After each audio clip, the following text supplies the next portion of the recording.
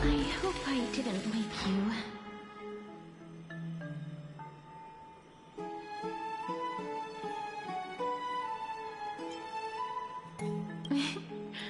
I'm glad to see you're as full of life as ever.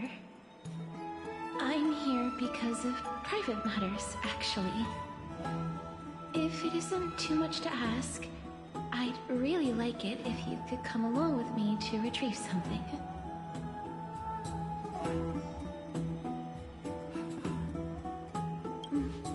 Aren't you going to ask me what it is? It isn't a long way from here. Shall we? I'd love to go with you. Have you heard?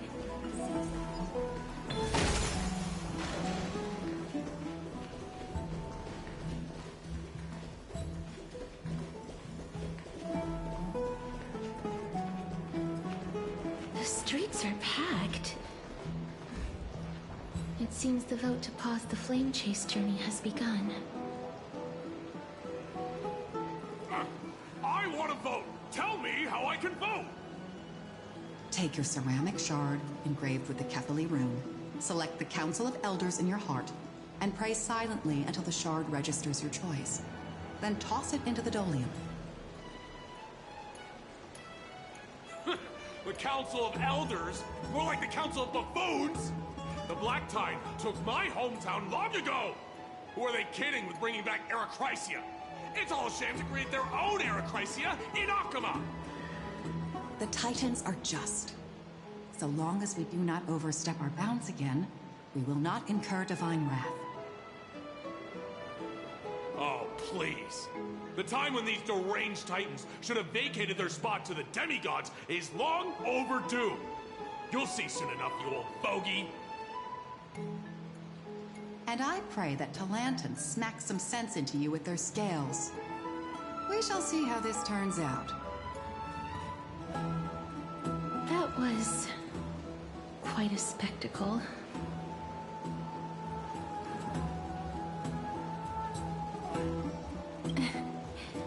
I suppose peaceful is technically correct if no actual violence happened. To this day, I still find it almost unreal that Akama is the only place illuminated by light amidst the crumbling ruins of Amphorius. And its people are even holding votes to reconcile differing opinions. This peaceful sight is making me forget that this is the end times.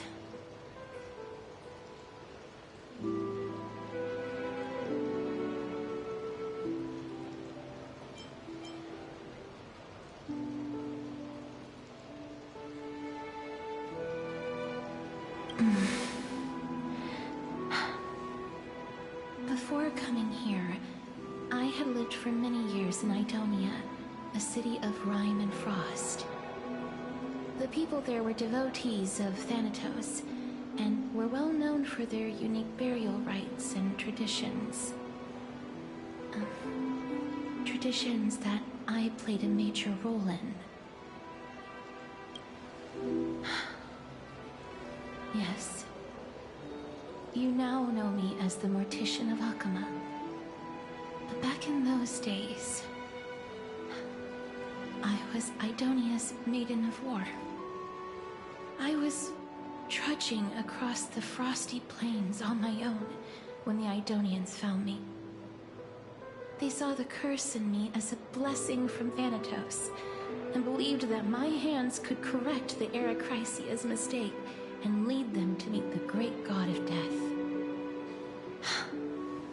They provided me shelter, but in return, I was expected to grant merciful deaths to war captives, prisoners bound for execution, and heroes alike.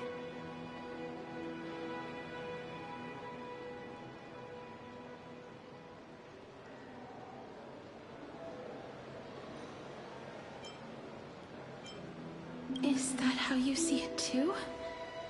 But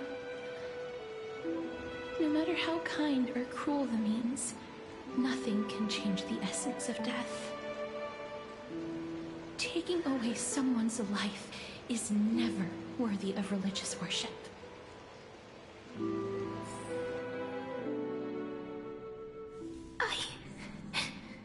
I can't do it. Their voices, they pierce my ears. The pleading, the thanks.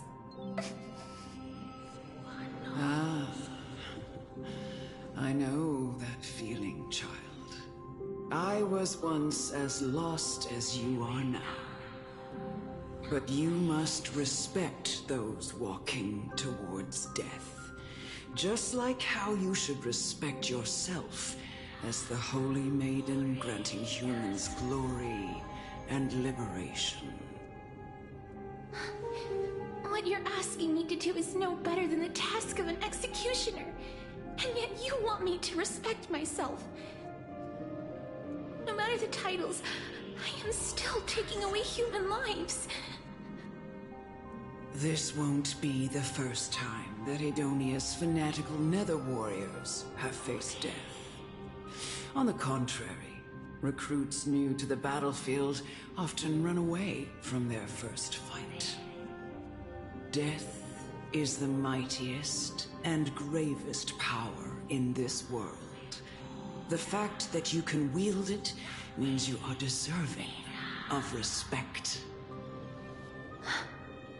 That's such a twisted reason. Then let me tell you a story. In Idonia, the great swords commonly used by executioners are called Draconian, in memory of Drakon, an elderly executioner. The sword has 3 air holes along its body. If the sword is swung down swiftly and accurately, the holes would make no sound, and the executed would also depart this world quickly and painlessly. But should the executioner have any hesitation, the holes would produce a piercing whistle. On that cue, the screams of the executed are sure to follow. Every executioner after Drakon is to hone their sword skills every day in preparation of future executions. Every swing of their blade must be more resolute than the last, for failing to do so will bring pain. Pain for the dying, as well as pain for themselves. No. I can never get used to this. You misunderstand, child. I am not telling you to get used to it. I'm asking you to consider the source of the dead's suffering, and use that knowledge to fortify your future touches with more and more determination. Go, walk with the dead, and love them as you love life. Then you'll no longer hear those noises.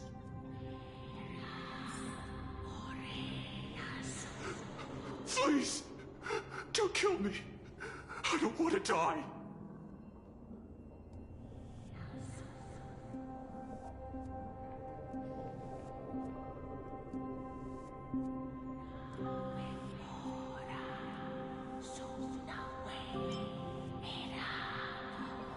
This is your duty. Remember, consider the source of the dead's suffering, then give them the respect they deserve. Thank you. I beg you. Don't listen to her.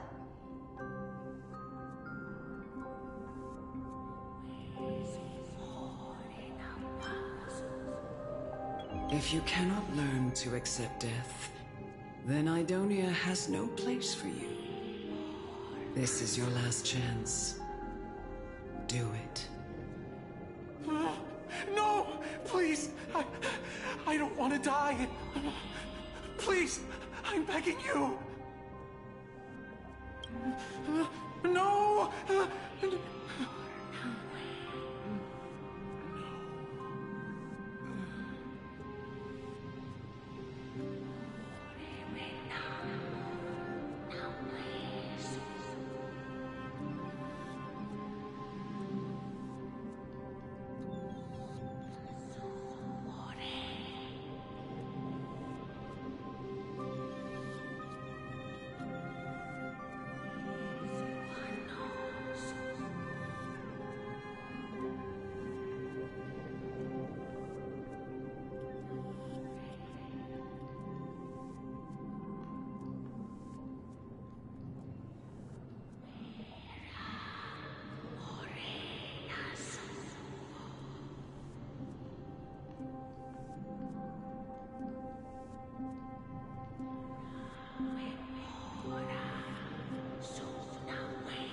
May you gain some insights through his sacrifice.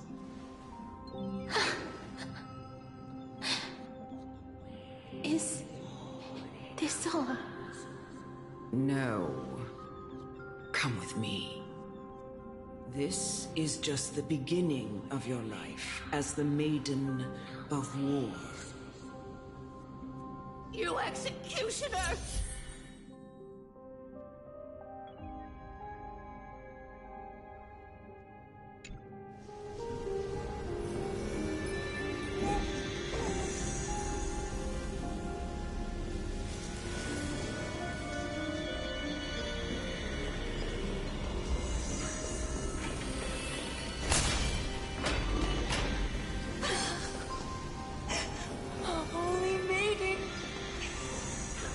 Go. Grant her glorious death.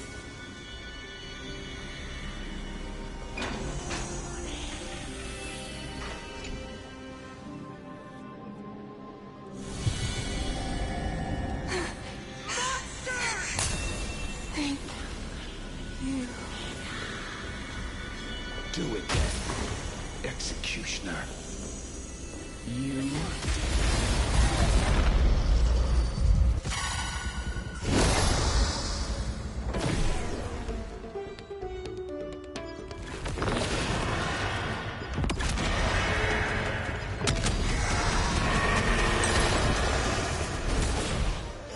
Receive divinity. Eternal sleep is not the end. The dead will return! That which is seized must be repaid.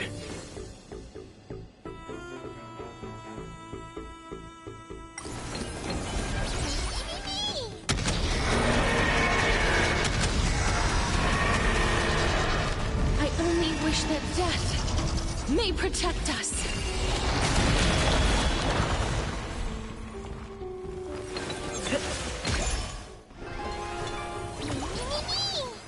I grant you this, as you wish. Time to settle your accounts.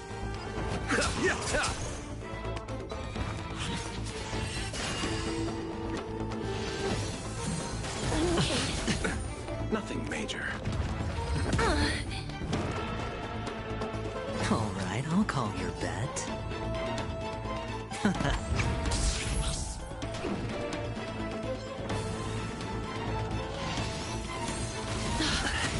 dirty tricks. Watch your head.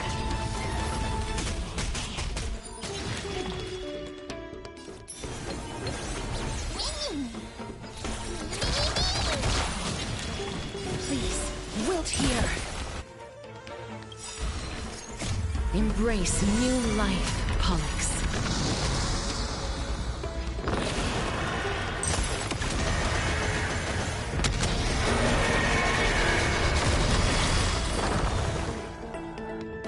Do it then, Executioner.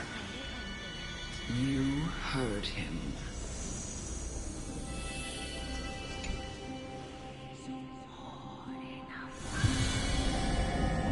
I curse you to live in eternal pain.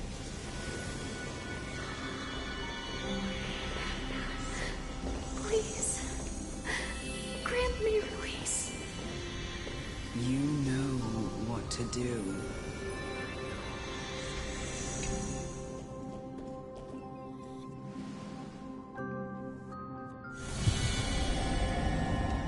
When will this ever end?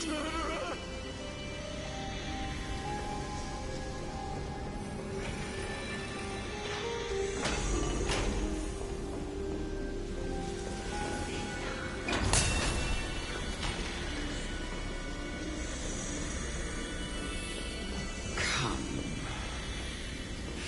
Fulfill your duty. What? What are you trying to do with me? I have aged. The time has come for me to heed the summons of Thanatos and journey to their domain.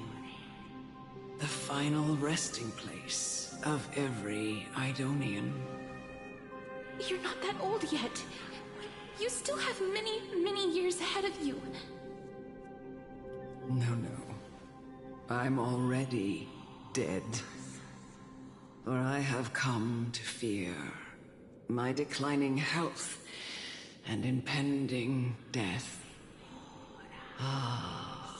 Castoris. Will you give me one last chance to charge towards fear and prove that I am no coward? I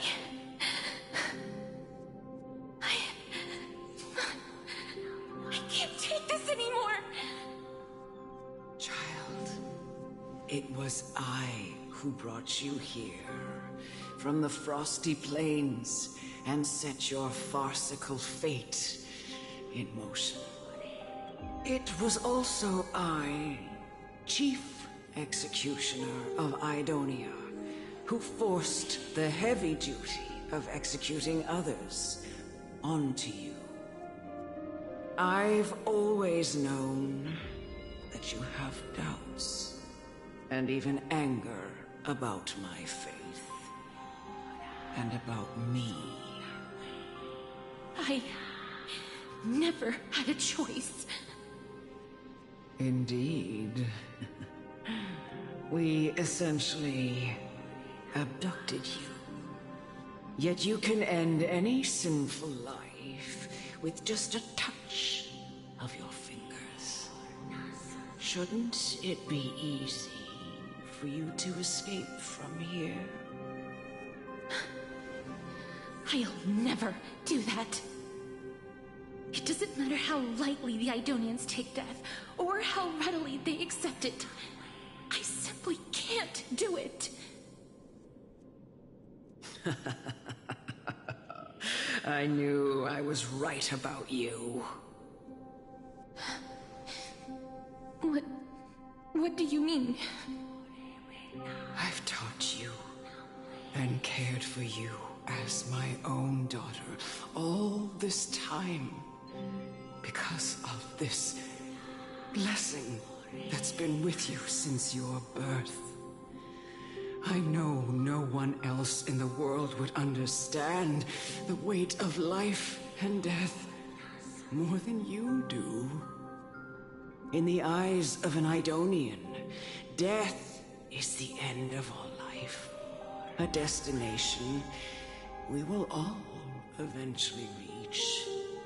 Humans should not resist it, but learn how to face it. You can only live your life to the fullest after understanding this principle. And when you do, even if you eventually leave Idonia's protection,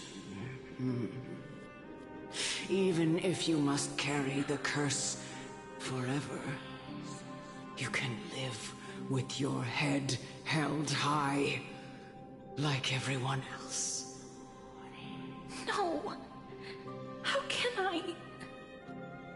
Come now. It's time. I've already taught you all that I know. Show me that you are a fitting holy maiden. Or at least, that you possess the resolve to become one. Come now. It's time. I've already taught you all that I know. Show me that you are a fitting holy maiden. Or at least, that you possess the resolve to become one.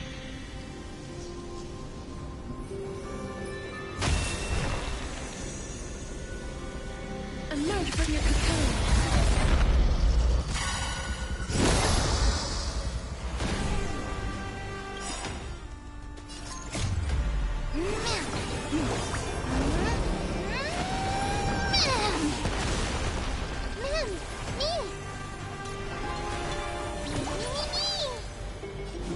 Dead souls, return to dust! Receive divinity.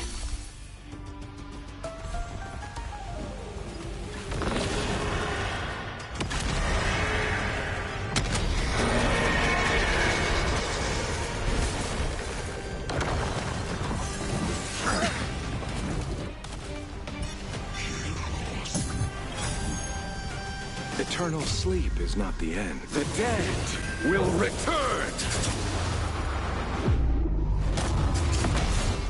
That which is seized must be repaid.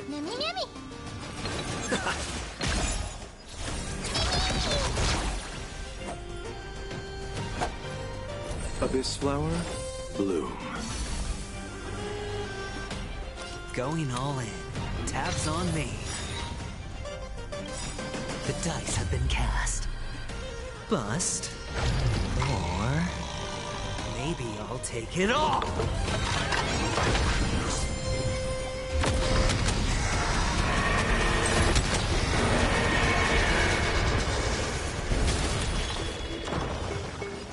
Darkness follows me.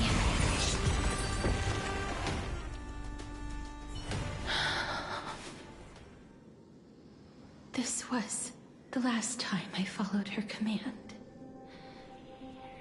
I gently touched the elderly woman before me. The executioner, who had seen too much death, died the same way as everyone else. A gasp for air, a wistful look in her eyes, and a barely perceptible tremor in her fingertips. Elder Amunet, the person who tried to teach me about death, ultimately vanished like dew in the morning mist. She spent her life embodying the beliefs of the Idonians, and when death finally came, she embraced it exactly as their doctrine had taught. I have nothing but respect for her. I erected a cenotaph in her honor in the marshes outside Idonia's city walls with the others I had laid to rest. Then, I set out once more in search of Thanatos. It was a long, long journey. I heard so many discussions about death along the way. Life finds meaning in death. The world improves because there is an end. If It seems the most terrible darkness in this world. Everyone talks about its heavy weight. Some resist it, some worship it, and some even revere it. How did a disappeared titan become the deepest fear of humankind? And why do they haunt my dreams? I continued my travels to seek an answer. Initially, I was running away. Then, I started searching for it. And now, at the end, I just want to know if my touch, if my embrace, can do more than taking things away. Can I make anything? Can I leave anything behind? I don't want to die. Please, I'm begging you, just let me go. I don't want to die, please. I don't want mercy like this. Just let me go. I don't...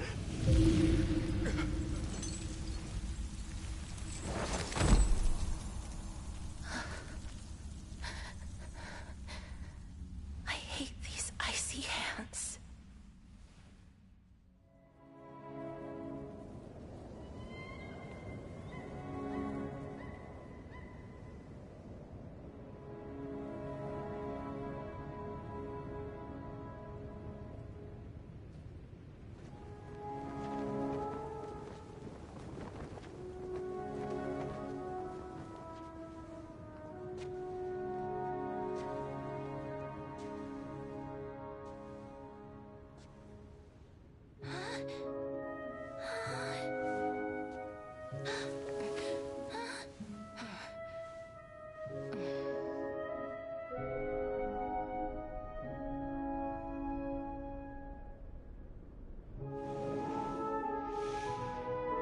Get it over with. End its suffering.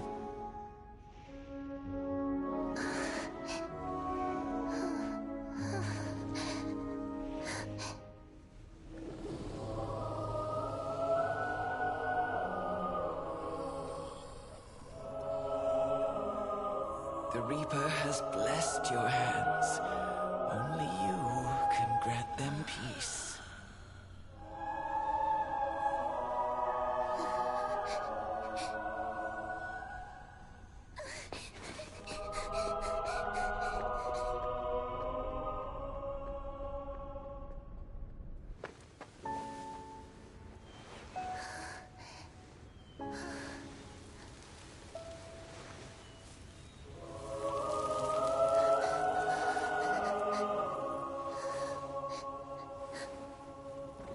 Embrace death. Walk alongside it.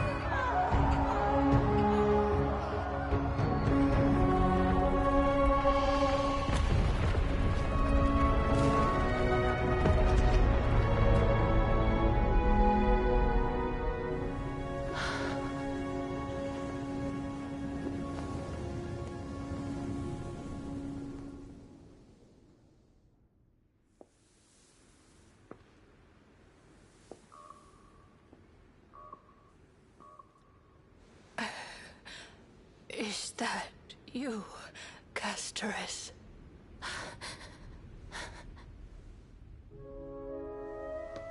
All of them have gone, heeding death's summon, crossing into their domain.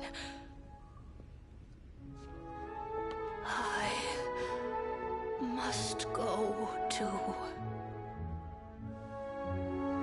I don't fear it, just I have some regrets. Watching people leave this world again and again, it must be lonely for you. You must want to desperately embrace them before they go. I can't. These hands, they're too cold.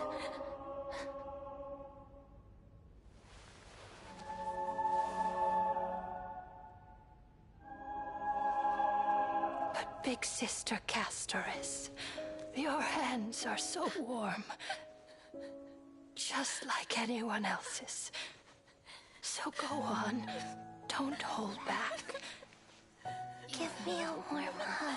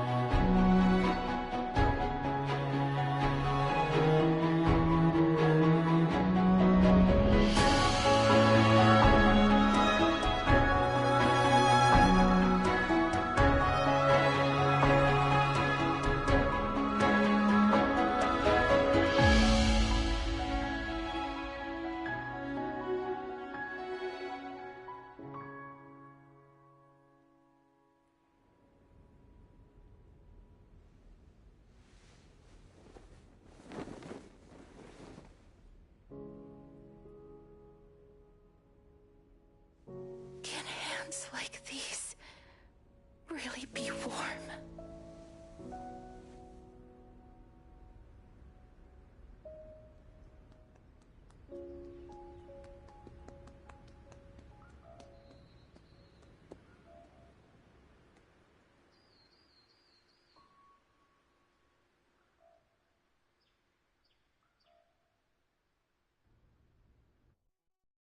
On the day that Oryx's trial ended, you must have had many questions. I felt just as confused. Why, as someone from beyond the sky, were you so cruelly dragged into Amphorius's fate? I wished I could take action, but no matter how hard I try, I cannot simply interact with the living as ordinary people do. Even when we brushed against each other unintentionally in the grove, and it was obvious that nothing had happened. When an almost unattainable hope finally welled up in my heart, when I thought that perhaps my touch would no longer bring sorrow, fate declared to me, it wasn't that the curse of death had finally been lifted, but that your soul no longer belonged to this world. And there was nothing left for my hands to take. Nothing. And did I really think this time would be any different? It's not that I don't understand this reality, just that I'm unwilling to accept it. Having walked such a long road, I am still unable to find the answer to life and death. I am resigned to eternal despair. Anything I wish to hold on to, death will inevitably wrest from my grasp. From that moment on, I lacked the courage to confirm it again. Until Oryx laid bare the cruel truth before us.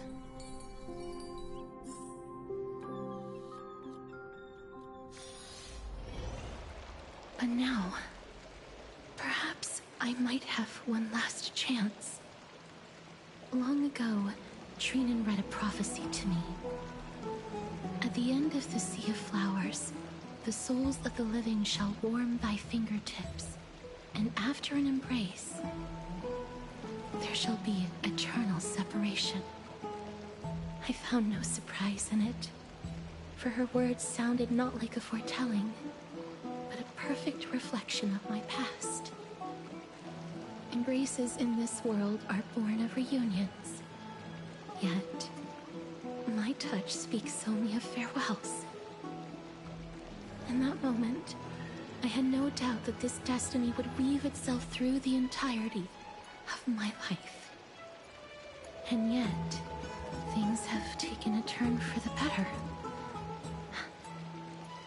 Now that I can finally have an audience with Thanatos, perhaps I can rewrite the meaning of that fated prophecy.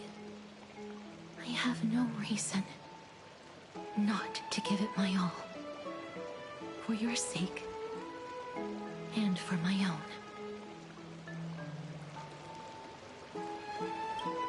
With that, I won't have any regrets.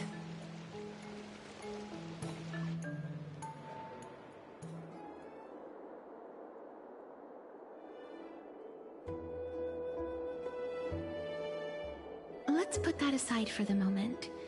We've arrived. I want to retrieve a small gift I specially prepared for you. I made it myself, like the trinket I gave Lady Trian. I want to leave something for everyone, if possible. The journey to seek an audience with the Death Titan cannot be an easy one. I want to make full use of every moment I have before we depart, so that I don't have any regrets.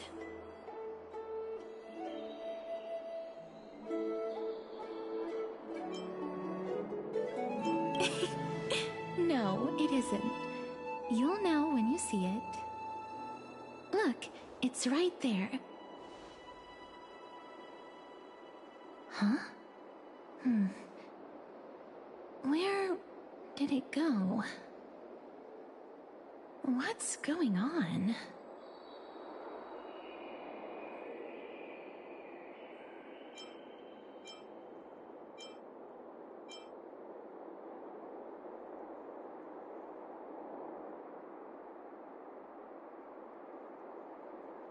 I am not some corrupt grown-up.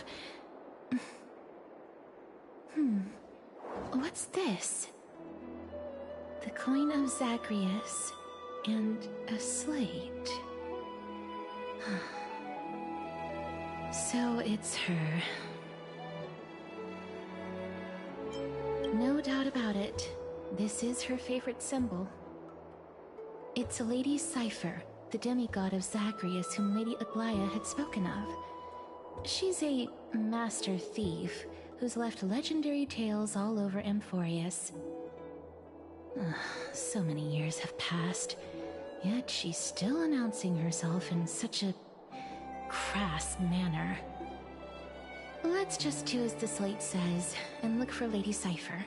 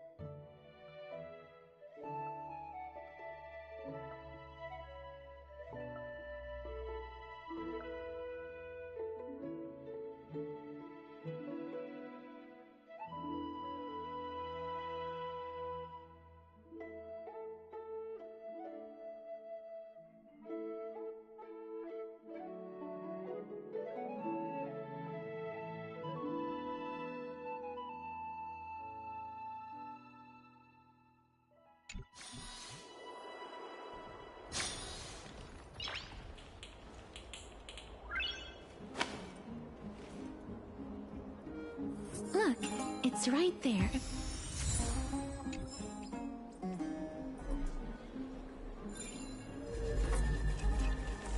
We must pursue her.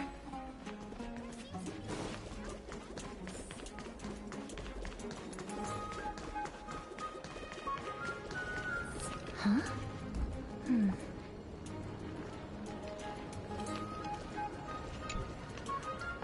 This is a trick she left for us.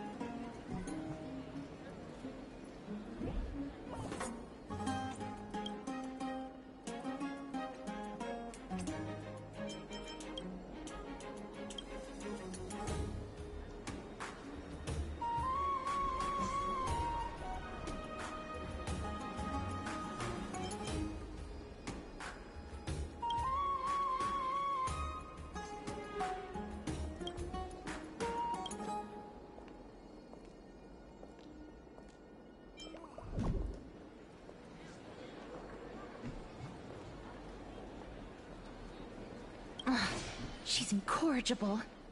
Follow me.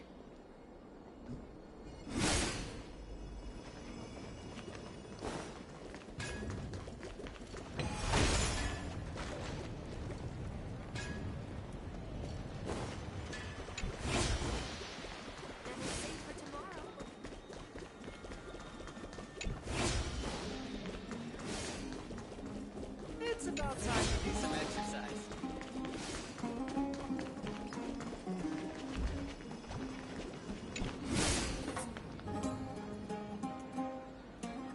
Exactly the kind of thing she would do.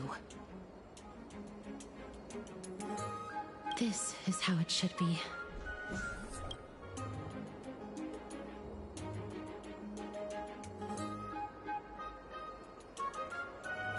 We must pursue her.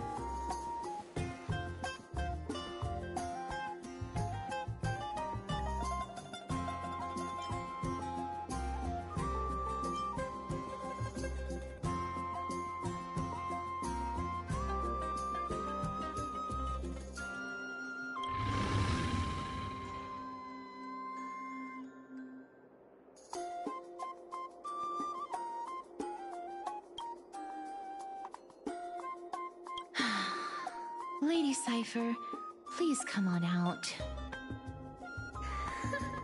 You're still careless as ever.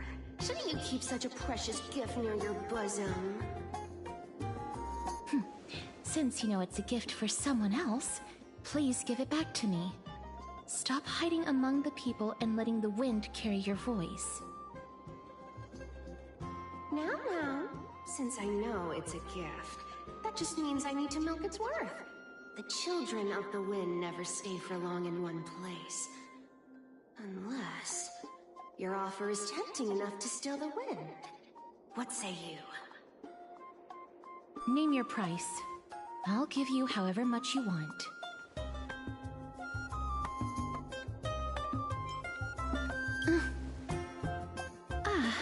I'm sorry. Bargaining is really not my forte.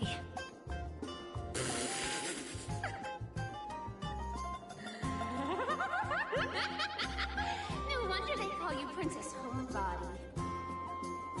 Why don't you two come over to my place? It'll make a better venue for proper business discussions. You can find where I live through the winds I've sown. Right. Piece of cake. I can do that even if I can only sense your soul. All right, I'll see you there. Oh, by the way, everyone cool with me collecting a deposit before we reach an agreement, right? Now, come this way.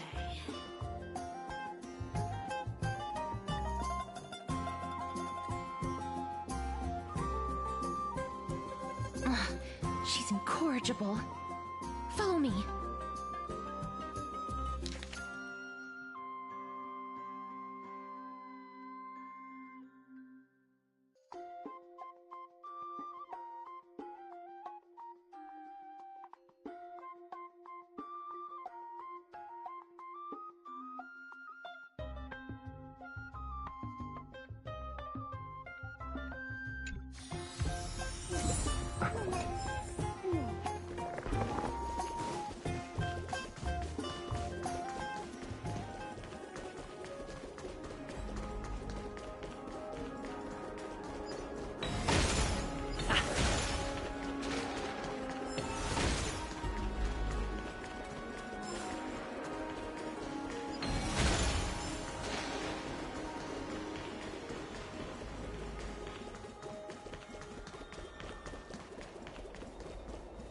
It's about time you do some exercise.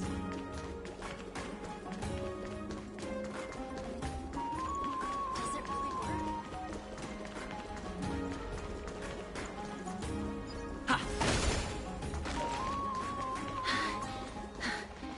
Here we are.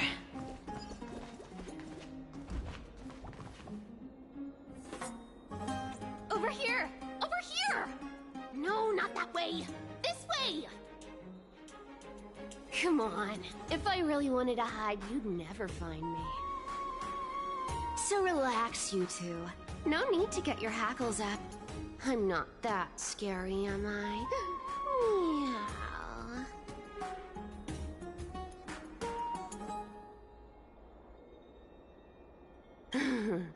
No way.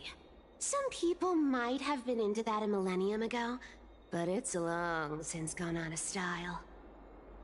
Loosen up, buddy. Shall we get down to business? Give me the jewelry piece first. Or everything's off the table.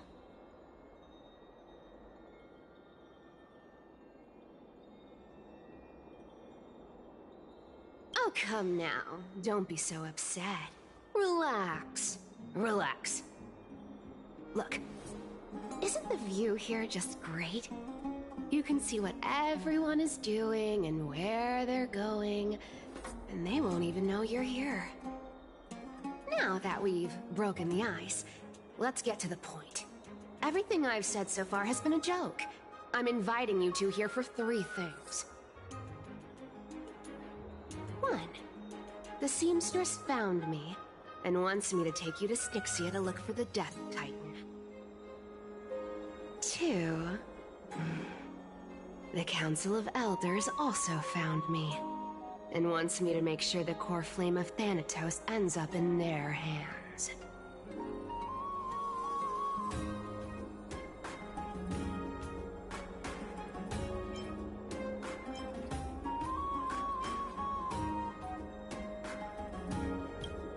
Of course. I may keep a low profile, but I'm still a bona fide demigod. And last, but not least, I'm telling you that I'm not interested in doing either of those things. Don't go look for the Death Titan. The end.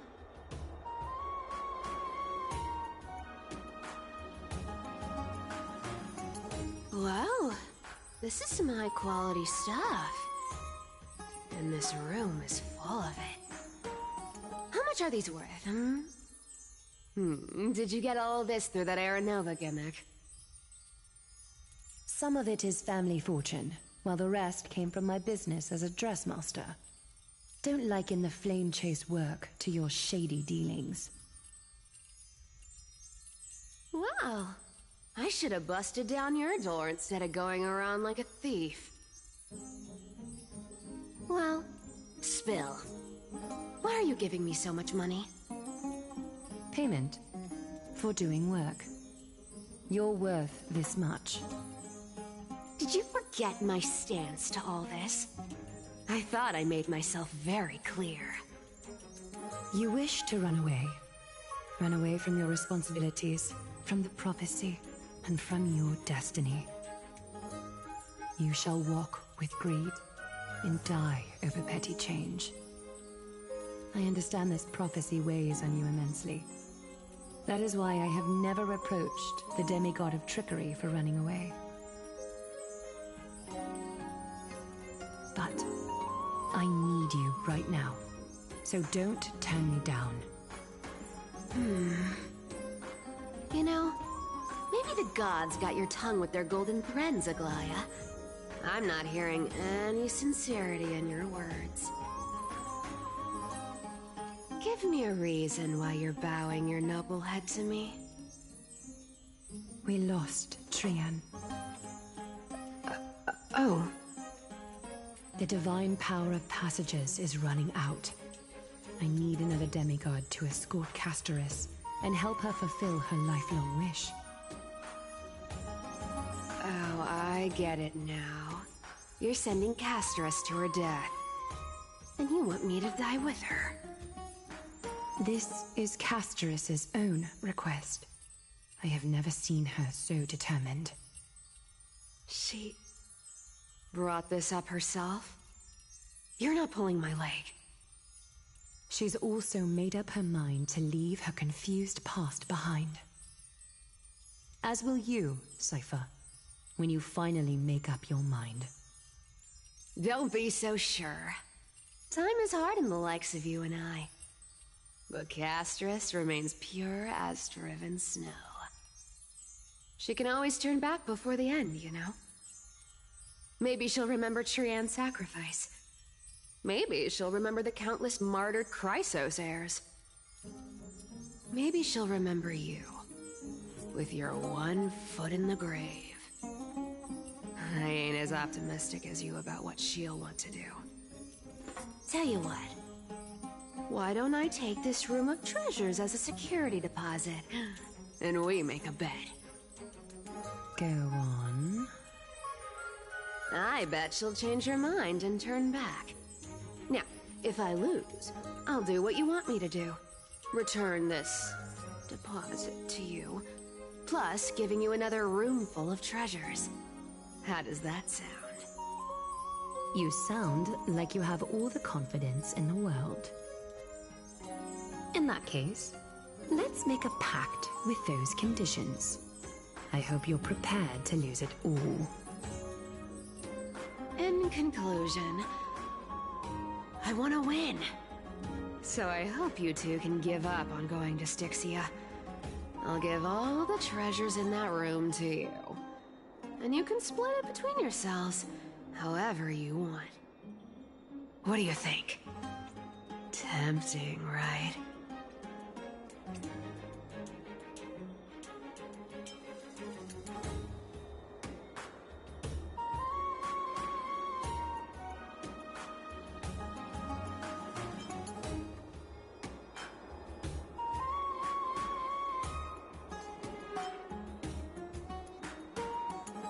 I decline.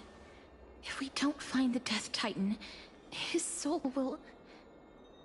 Oh? I can't go into the details, but we have to go to Styxia. I really don't get how. Princess, homebuddy, you keep talking about needing to find Thanatos, about getting rid of your curse, and you don't care about anything else. But did you ever live for your own pleasure? Even for just one day? What are you trying to say? I'm saying, contrary to your beliefs, Aglaia didn't take you in just so you can die for her Aranova. The flame chase journey walks hand in hand with sacrifices. Isn't that why you're always running away from Lady Aglaia? Fine. Never mind. We all have our own problems. I ain't gonna say anything anymore. It's not like I was gonna honor that bet anyway. But listen to me.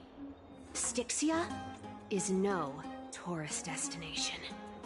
Sure, the treasures buried in there are 10, no, 50 times richer than Aglaia's vault. Yet, I've never been there. And I never plan to. Because even a demigod can't be sure they can walk out of that place alive. And now I'm supposed to escort you to Styxia. Sure. Pay up.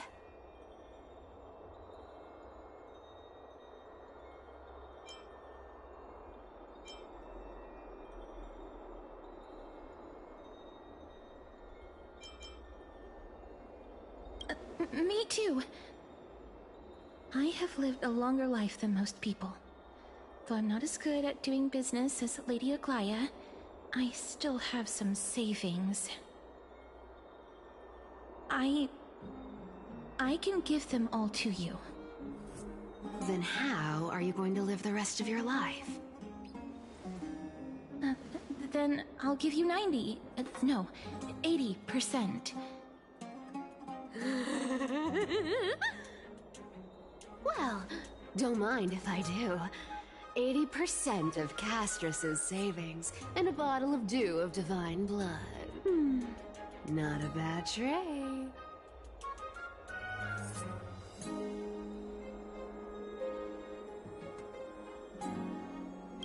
Okay. I didn't know you hold grudges. Gray mystery.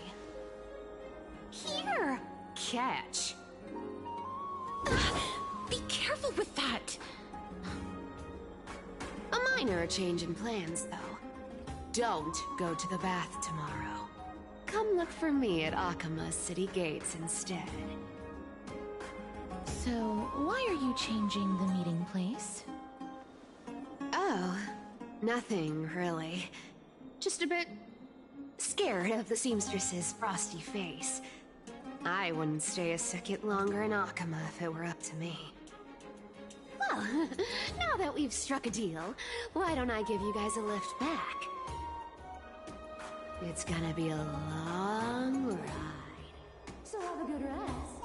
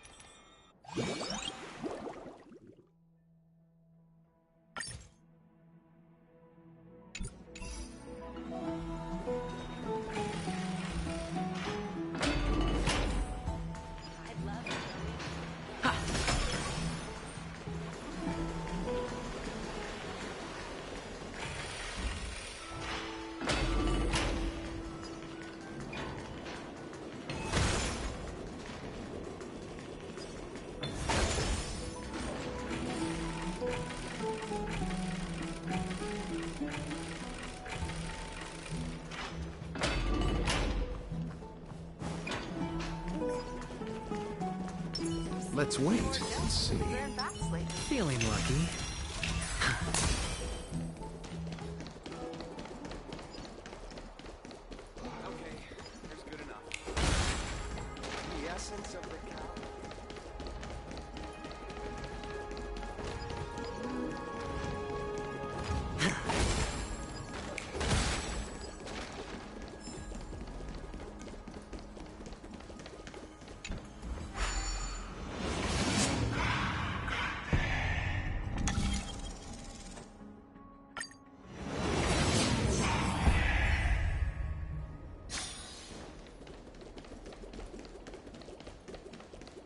Feeling lucky.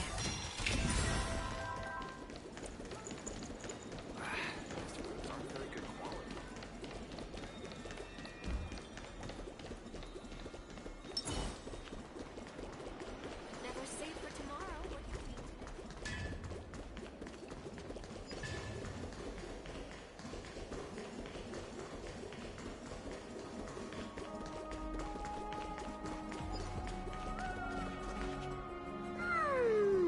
bright and sunny.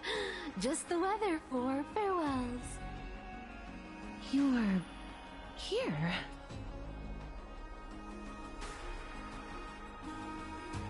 Totally.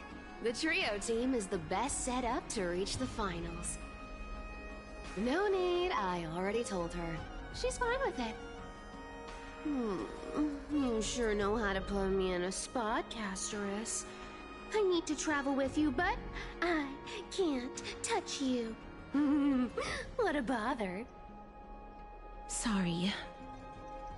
Aw, I was just teasing. Don't take it to heart. Did you know that the legends say you have to put an obol into the mouth of the dead or over their eyes if you want them to successfully cross the River of Souls and enter the Netherrealm? That's the fairy fare for entering the Netherrealm. However, I honestly won't ask you to pay this time. I'll pay. And then we'll just have to go through the motions.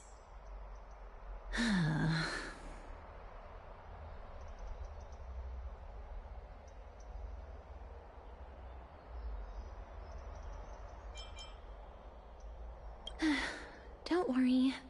It's not a lot. All right, pass me the coin. It's time to get the gods' powers going. A fleet-footed trip to the Netherrealm. Here we come. Oh, one last thing before we go. I gotta give you this piece of advice. Especially to you, Princess Homebody. You can't catch the wind by waiting. You only live once. So make the most of every moment you have. Get ready. Be steady. Hi, your turn. Don't be nervous.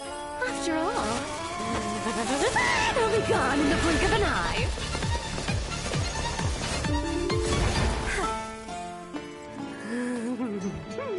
All done. Bye-bye.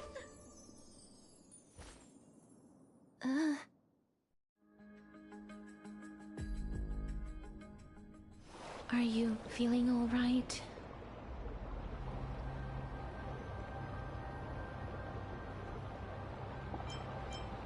She's the demigod of trickery.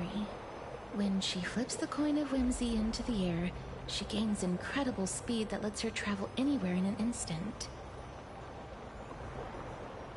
Just like how she clearly had no intention of lingering here for even a second longer.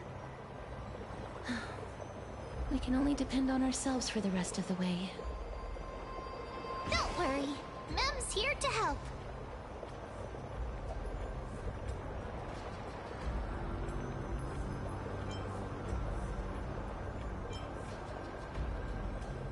I don't think I even meet the height requirement for the ticket, so I won't need one, right? This is Styxia, the city of dragons and waves. Anaxa hypothesizes that the missing Thanatos is somewhere in these ruins. This is the land of their birth. Or perhaps of their death.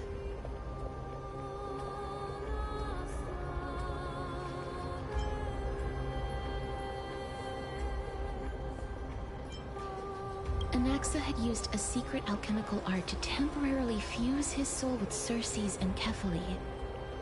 And when he was on the verge of death, he was pulled by Thanatos and caught a glimpse of the flowing river of souls. This alchemy, considered a sacrilegious act, might actually make the souls of mortals and titans attract each other.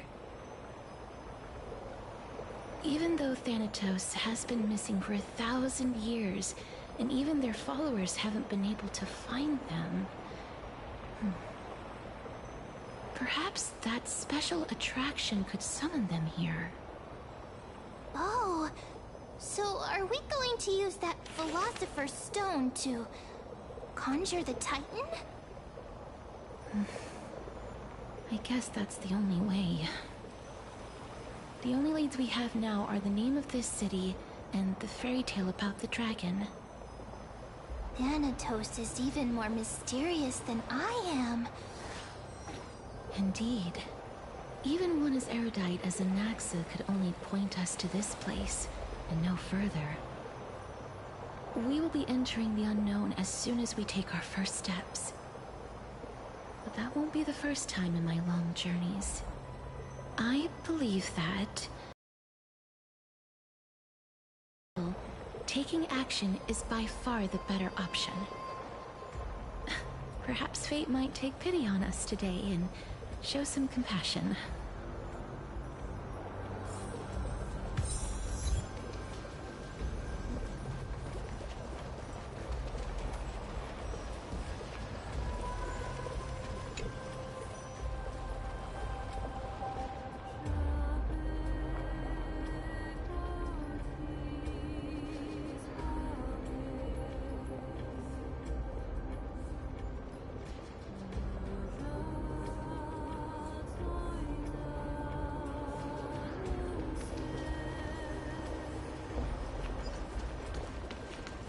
Go back whence you came.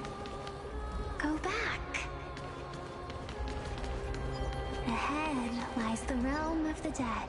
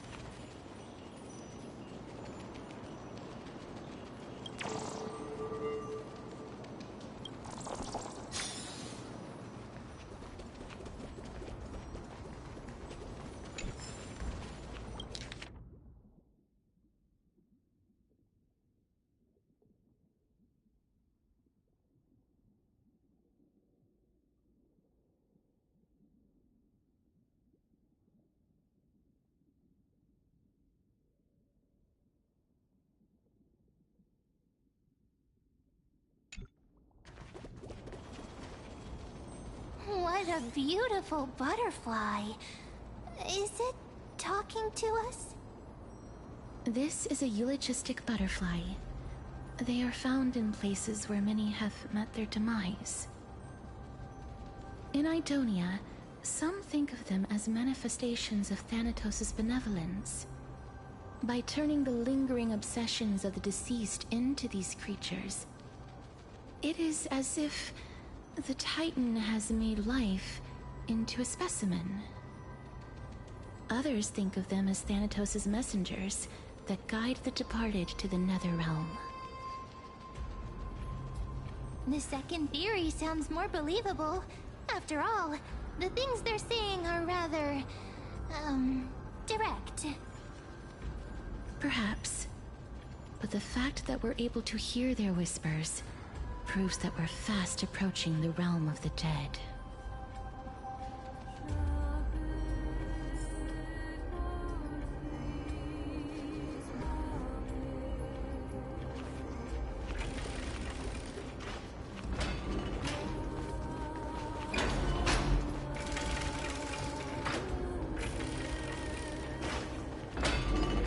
These shadowy figures. Are they illusions reflected by the River of Souls?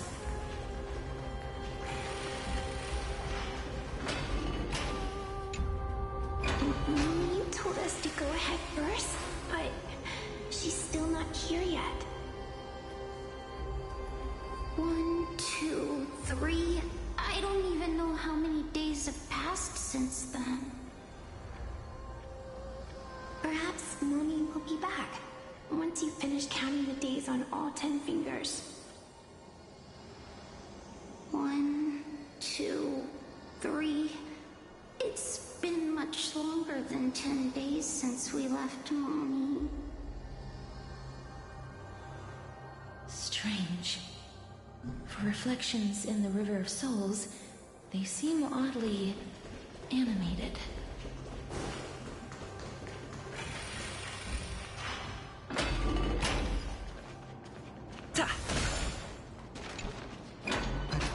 Master, did that lady really lie to us?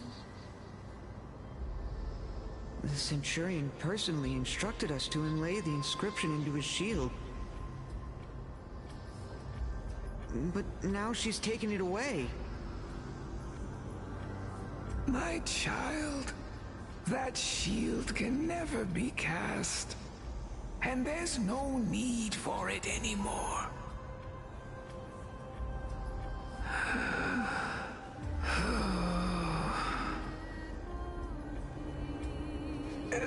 Come, child.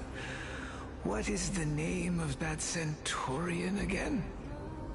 Actually, never mind. Forget I said that. I'll wait with you for her to come back. When that happens, you'll be able to keep making shields. Don't be afraid, pal. Let's open our eyes wide, together.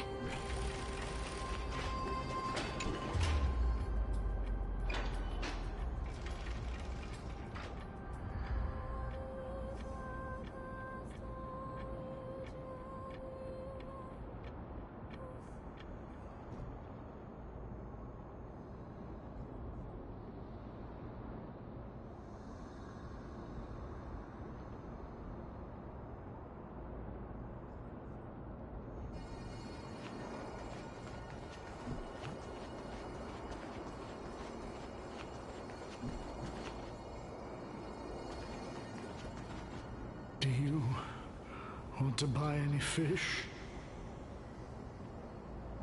Huh? He can see us? Wait. More living people. I'm not selling my fish to living people. You lot are too shameless. Buying fish without paying. If I ever see her again, I will... Could it be that you're all dead souls that never achieved rest?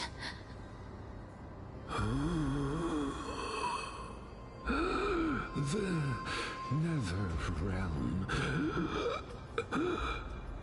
does not exist.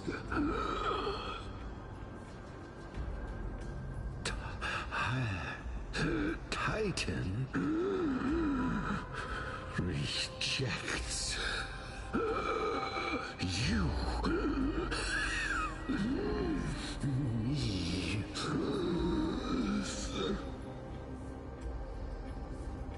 So, do you want to buy any fish? But there aren't any fish nearby. Are the fish gone? The people are gone too. I can only keep selling fish. So, do you want to buy any fish?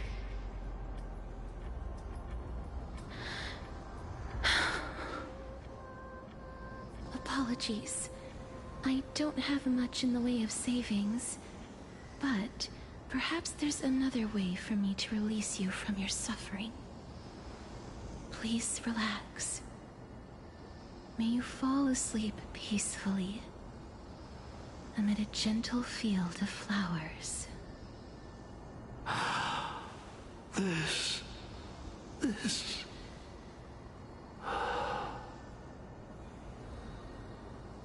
I knew it. These people aren't illusions. They're the souls of the deceased. They're supposed to reach the end of the West Wind by floating down the River of Souls.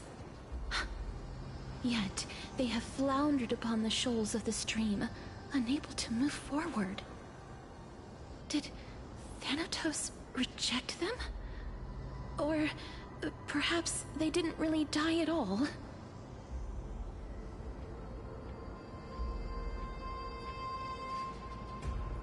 I have no idea. This circumstance is completely unprecedented. Hang on. Didn't he say more living people? So that means he's seen other members of the living apart from us? Could it be that these souls are stuck here due to someone's deceit? If something is done out of goodwill, are you really gonna call it deceit? Goodwill? I can't see anything good out of... Wait a minute. Lady Cypher? That's me. Could it be that you are the living being that those souls met? Ugh, I couldn't take their behavior anymore. So I stole some things here and made up some lies there. Just trying to give them something to look forward to, you know? It's because of vile living creatures like you that we're being misunderstood by all of them. What else am I supposed to do? You can see the mess this place is in. These poor souls are denied by the Netherrealm. So now they're stuck in a few brief moments of their life. Unable to move forward or back. Did you see those two blacksmiths on the way? They've been here for as long as the sun's been around, wailing over and over about casting a shield. Styxia is so freaky. Then why have you come back, Lady Cypher? Hey, I'm not here to aid your adventure. I hate water more than anything else in this world. Especially that stinky river of souls. But, I just discovered some stuff before I left. And I reckon you should know about it. It's about that boy who defied death. I found traces of him here. Lord Mighty? Oh, right! That's his name. Well, now you know. As for whether that info is actually useful, that's for you lot to figure out. So long, Princess Homebody. So long, Gray Mystery. Huh? She disappeared just like that? Lady Cypher has always been a free spirit. In any case, she has brought us some valuable information. If Lord Mighty is also somewhere along the river shoals right now, then he will certainly become our signpost.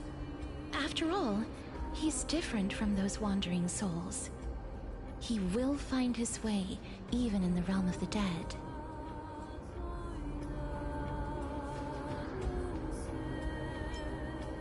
Don't worry, it's time for me to shine.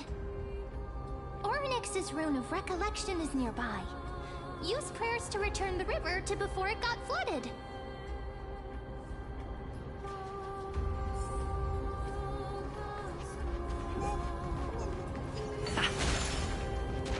Hey, over here!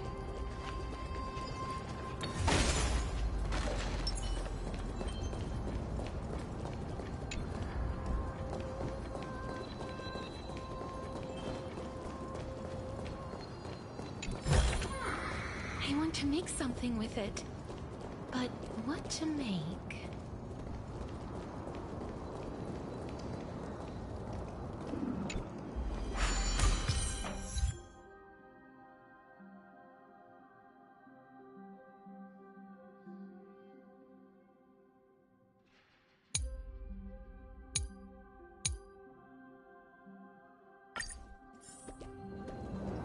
Ornyx's miracle has appeared. Amazing! It's like we're inside a giant bubble. Even the river got parted.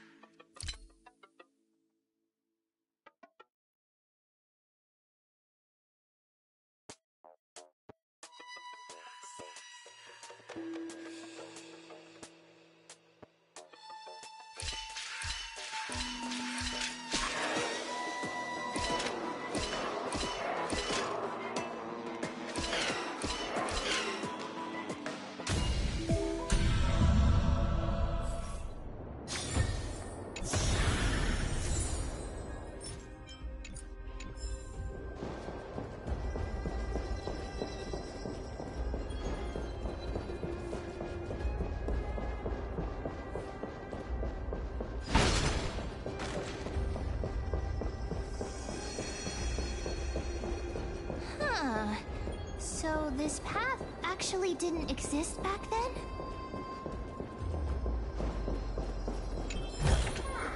I want to make something with it. But what to make?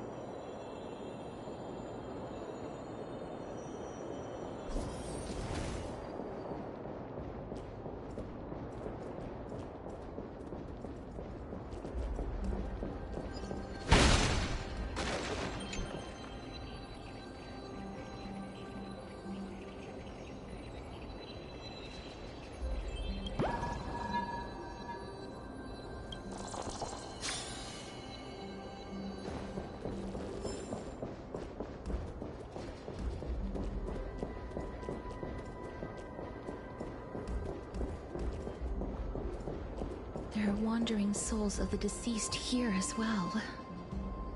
We must first return to the present before we can communicate with them.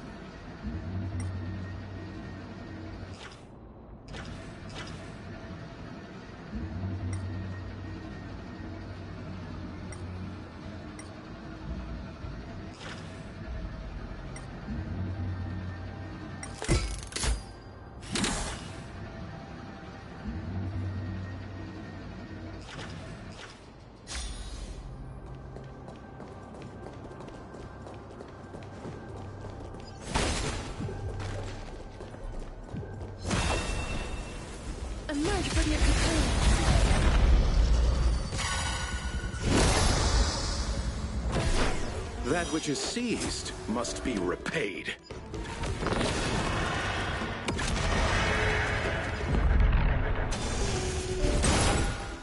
Receive divinity.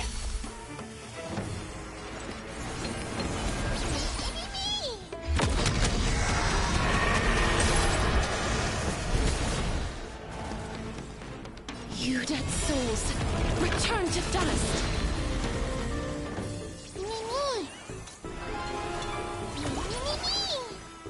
Lie sleep now.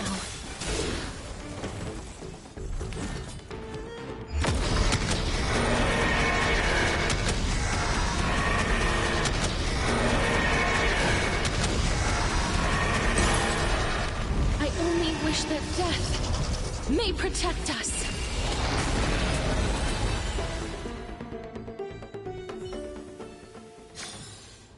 May wandering souls find their own way out.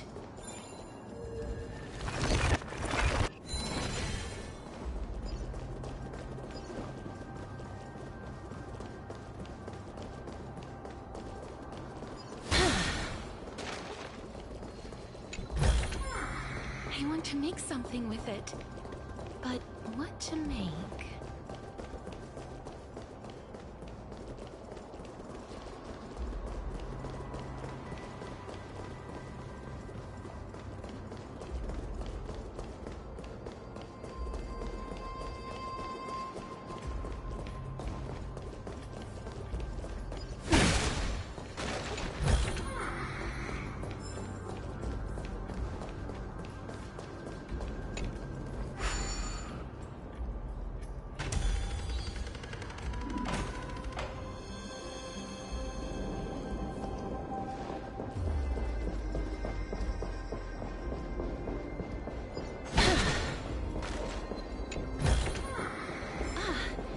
Make sure you keep it safe.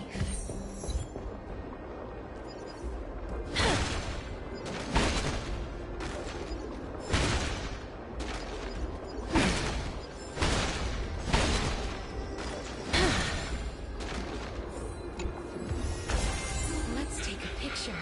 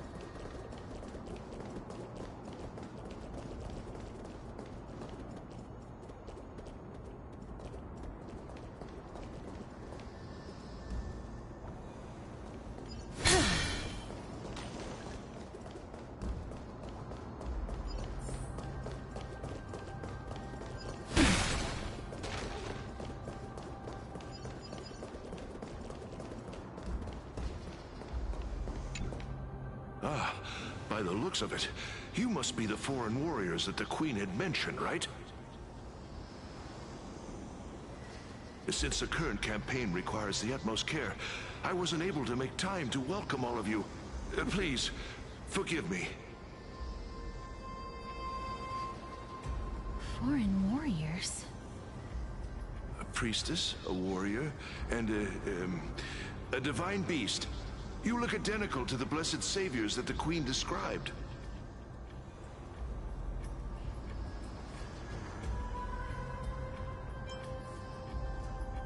A campaign? Who are you campaigning against? Nobody knows, as of now. Of the scouts that went ahead, only one has managed to return. He says that the land ahead is a forbidden land that should not be approached, as it is the doorway between the netherworld and the mortal realm.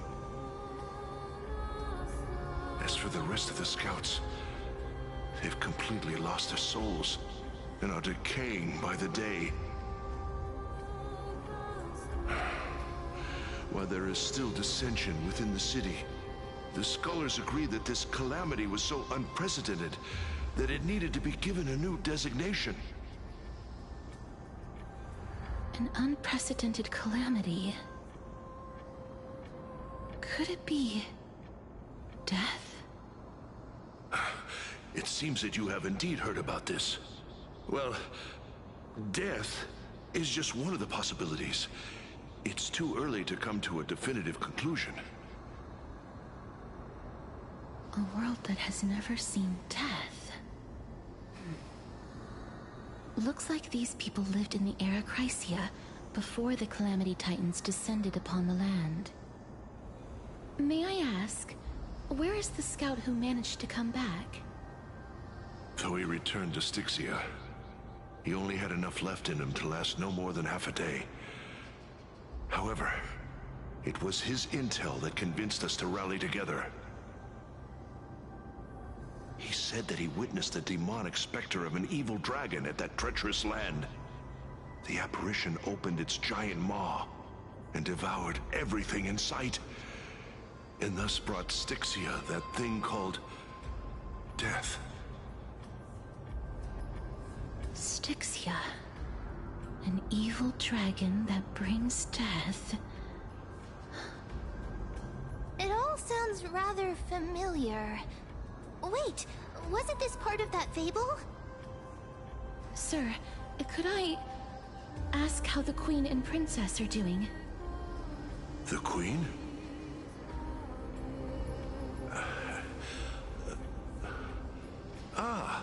By the looks of it, you must be the foreign warriors that the Queen had mentioned, right?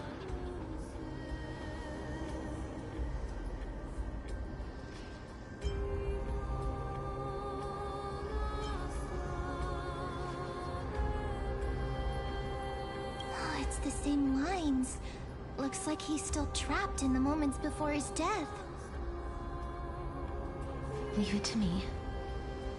Sir, the war ended long ago. Styxia no longer exists. Styxia is no more?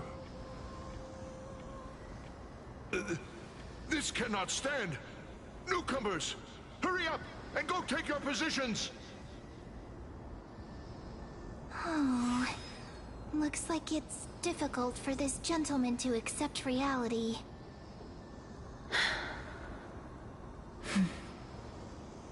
Sir, I am the Maiden of War, sent here by the Queen herself. If you accept my blessing, then today's battle will be smooth sailing. Maiden of War? I've never heard of this. There's little time to waste. Please don't take too long. Don't worry. I'm typically unwilling to prolong such a moment.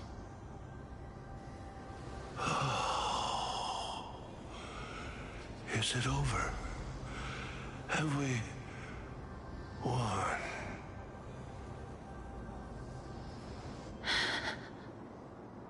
Cass! Oh, are you alright? I'm fine. I just didn't expect that I would still have to embalm others, even in the realm of the dead. Is this a remnant of his soul?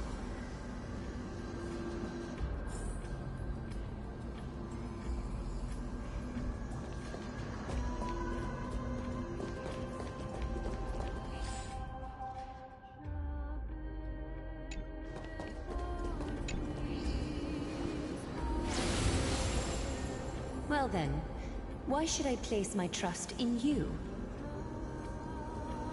Holy maiden from afar. Wait, this is...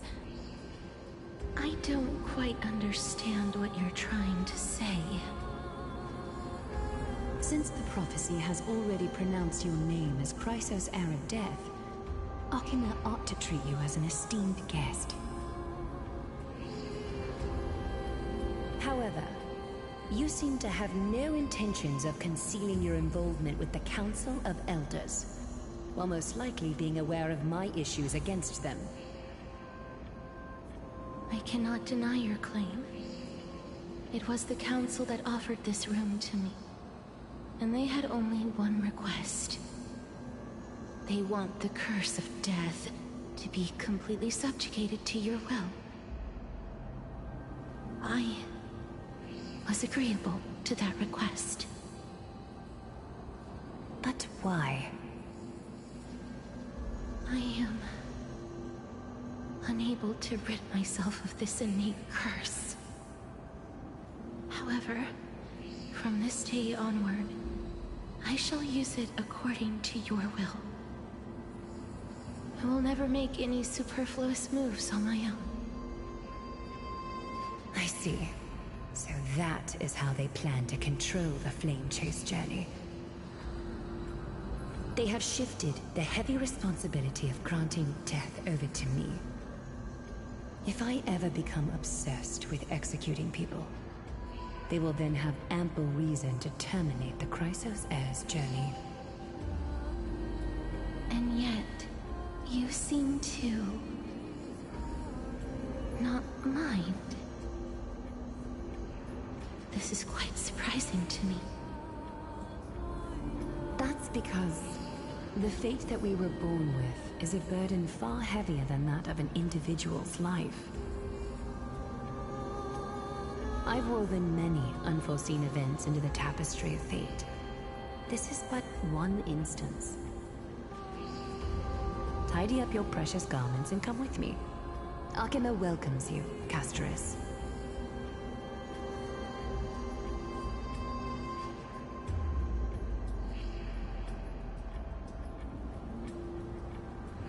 I didn't think we'd find vestiges of memory here. Maybe they've got something to do with Orynyx's rune? Perhaps, but I do not need a reminder from them. This memory is one that I will never forget.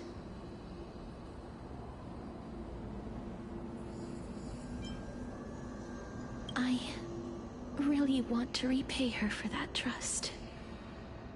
But why would this memory appear right now? Is this really Orynyx's power?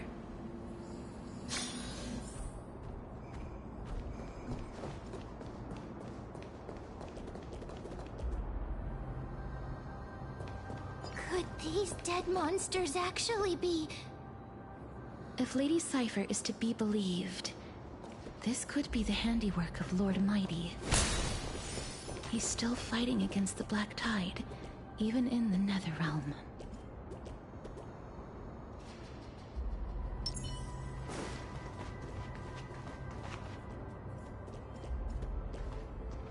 Why are the Black Tide monsters here too? Can they swim in the River of Souls?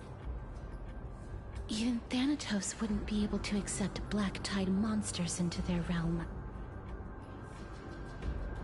These traces seem to suggest that anybody who trespasses upon death will pay a heavy price.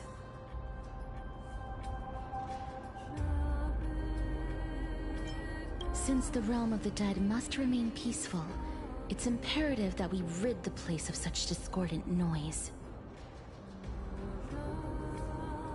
Please stay back. Let me deal with these enemies.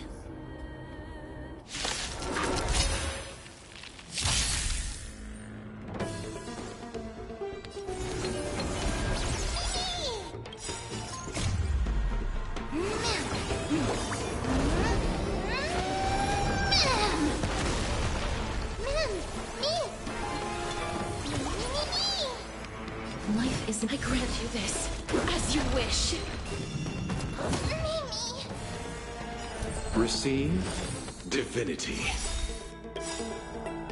Eternal sleep is not the end. The dead will return! That which is seized must be repaid. Dirty tricks, all right. Time to settle your accounts. Looks like I've got to win. Going all in. Tabs on me.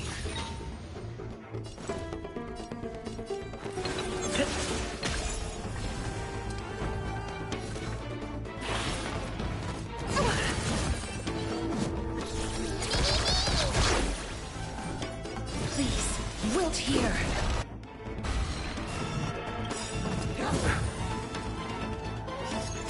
Embrace new life, Pollux.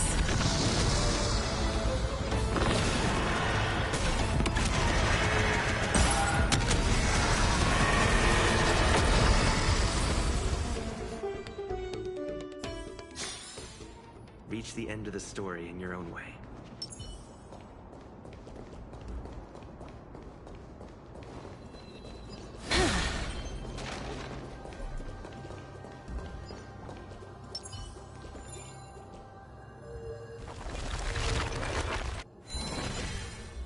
Let's wait and see. Feeling lucky.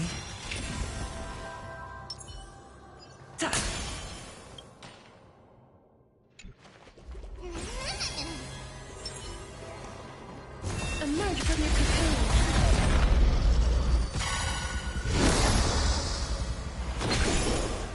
Abyss flower, bloom. I shall remember this warmth. That which is seized must be repaid.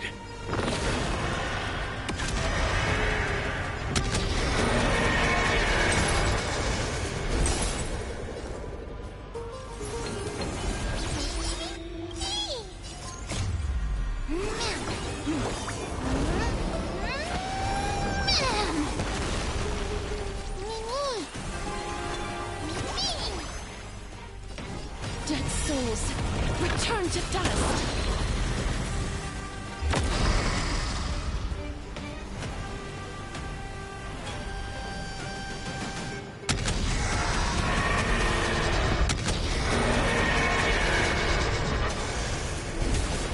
Allow me to see you off. Receive divinity. Don't ask, just spend. Eternal sleep is not the end. The dead will return!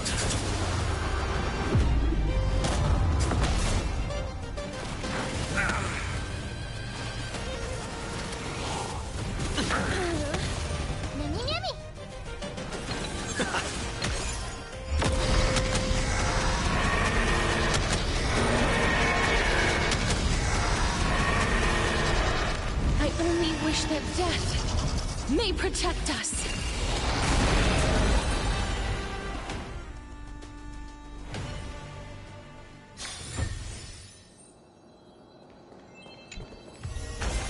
Let's take a picture.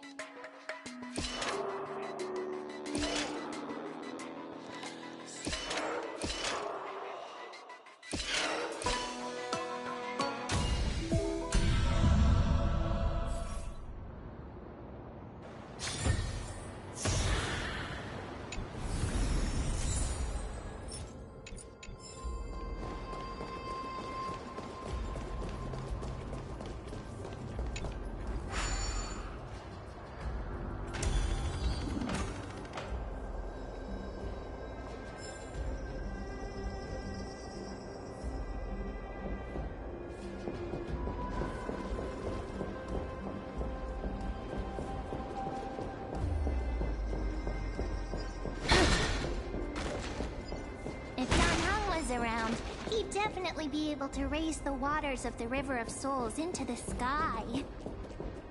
If Lady Hycelens was still alive, I think she might be able to do that too. The path ahead is blocked by the River of Souls again. In that case, let's go back to the past. This miracle sure is handy. This is yet another aspect of a Titan's divine power.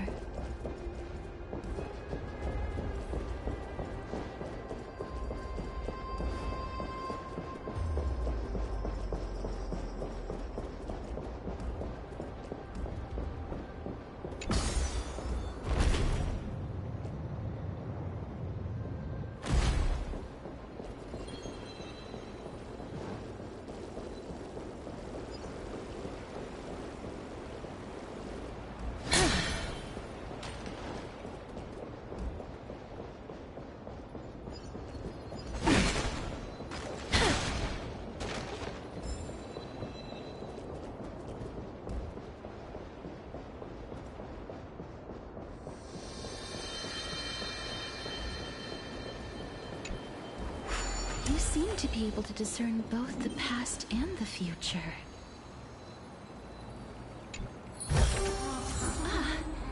Make sure you keep it safe.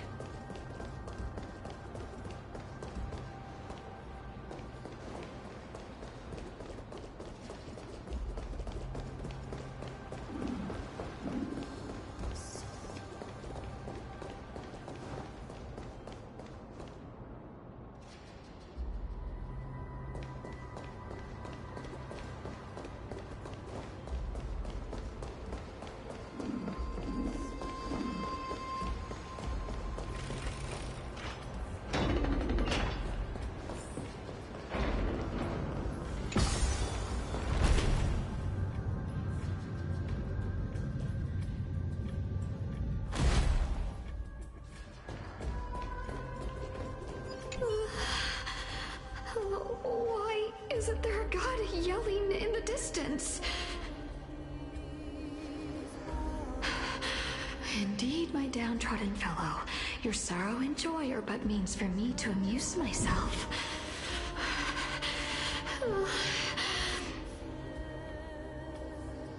I will at least derive some comfort. If all the tears that I had shed were determined by some mightier being above. It's you people.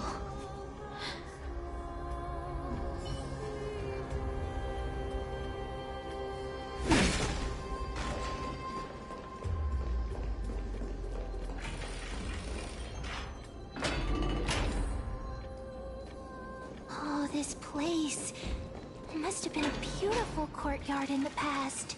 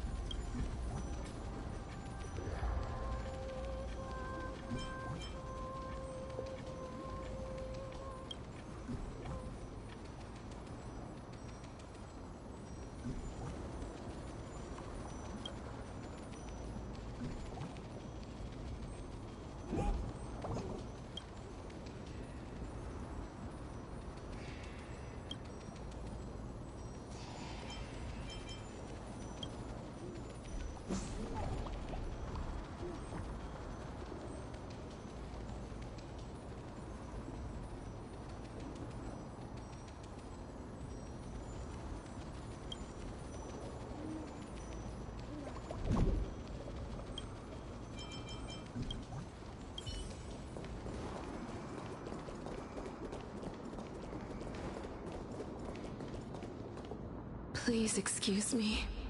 I am but a scholar from a distant land who had the misfortune of falling into the River of Souls and turned into a member of the dead.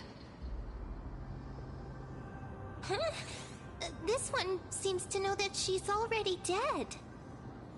Oh, I was merely speculating, but it seems I was right. And you... I recognize you. You're the Holy Maiden of Death from Idonia, right? I'm sorry. I cannot bring you back to life. However, should you desire it, I can end your prolonged limbo.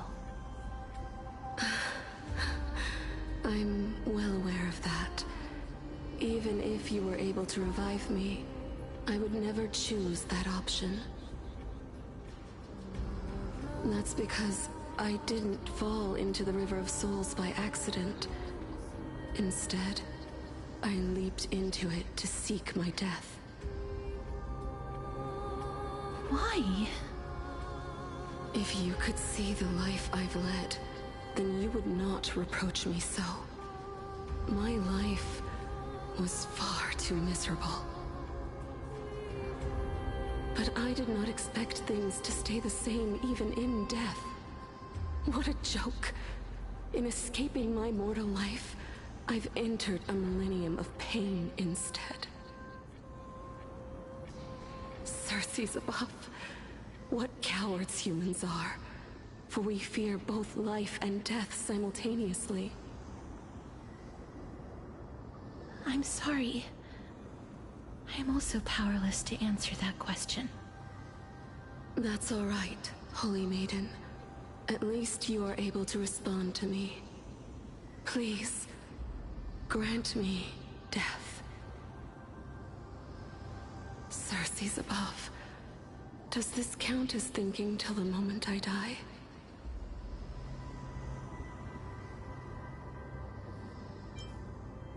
I have seen too many farewells.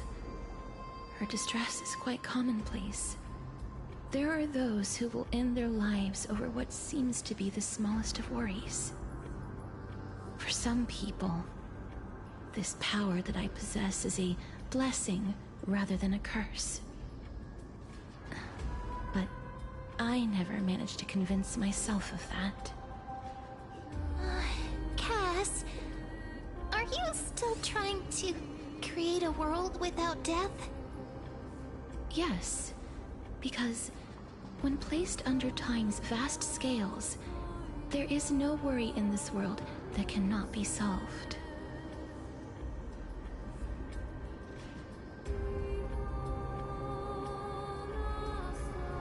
This is a wish that I've held for almost a millennium. My mind might have changed once upon a time if people managed to strike up a friendship with me. But I've never been more firm in my conviction. Now that I've learned about your near-death state, it is my duty to wipe death from the face of this world.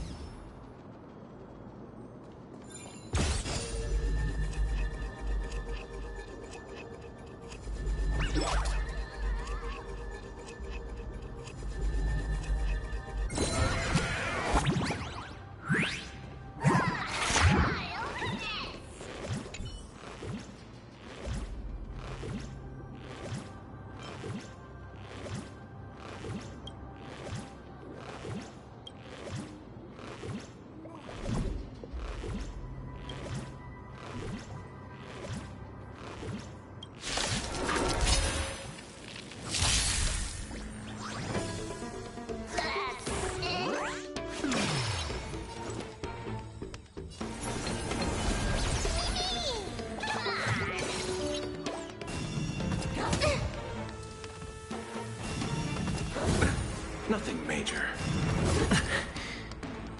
Life is not as fragile as butterfly wings. Sleep now.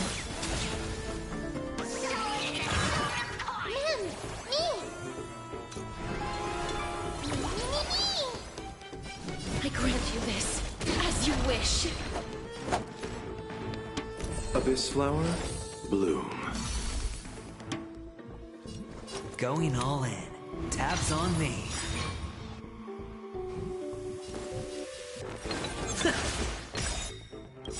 The dice have been cast.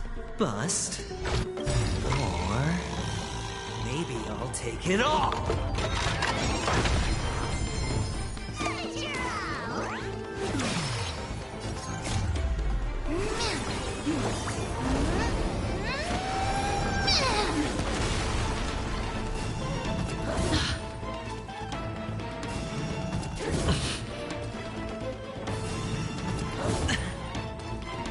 Watch your head.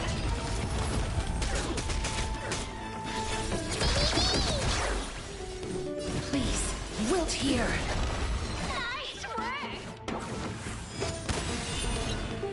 Receive divinity. That which is seized must be repaid. The dead will return!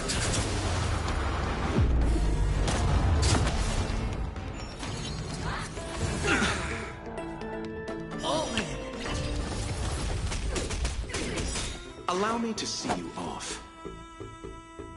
Abyss flower, bloom. I shall remember this warmth. Embrace new life, Pollux.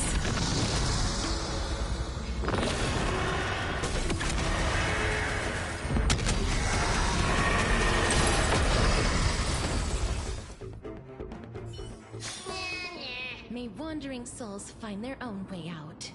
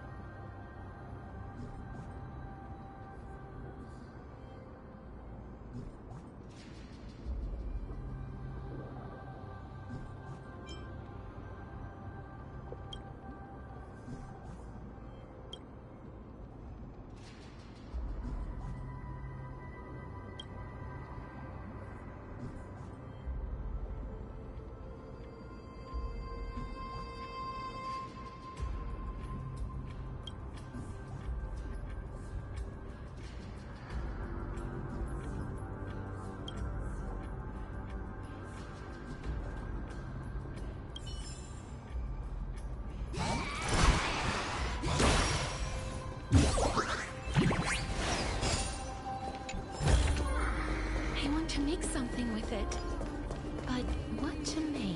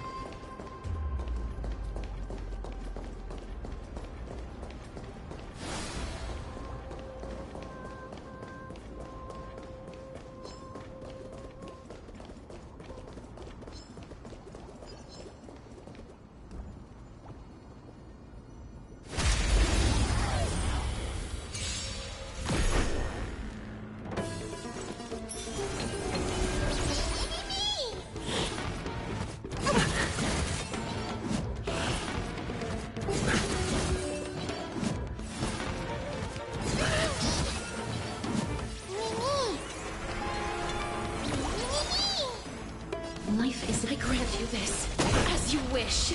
Receive divinity. Time to settle your accounts. Abyss flower, bloom. That which is seized must be repaid. Don't ask, just spend.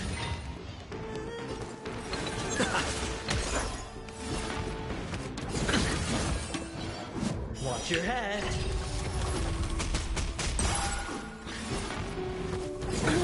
Nothing major.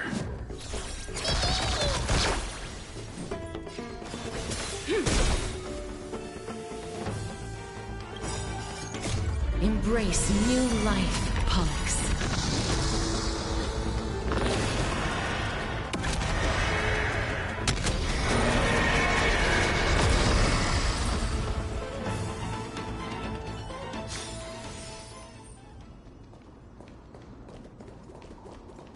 Emerge from your cocoon.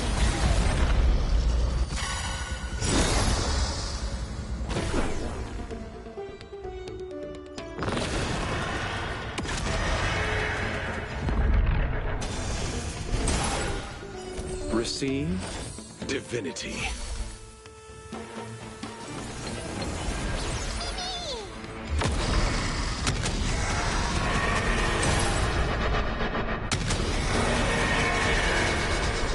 I only wish that death may protect us. You...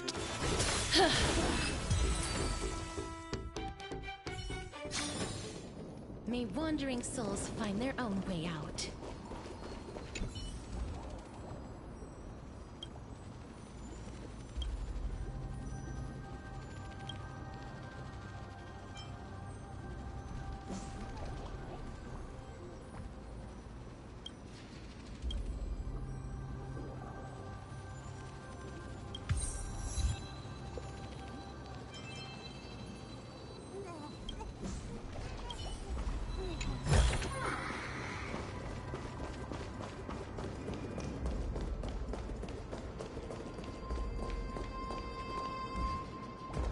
Let's wait and see.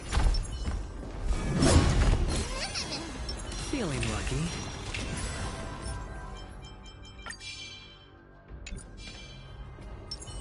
Emerge from the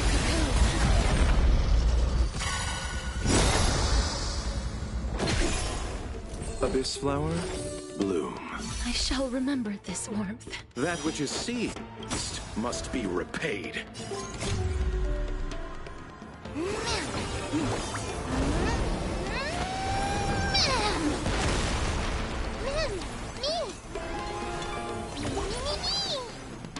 Please cherish the darkness. It follows me.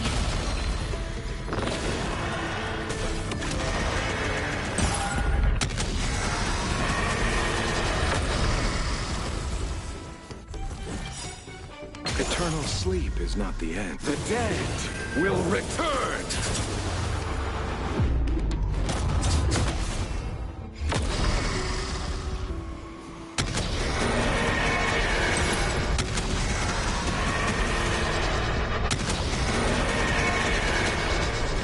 I only wish that death may protect us.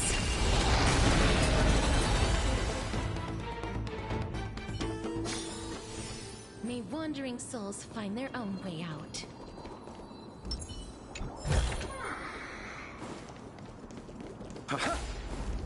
Yeah.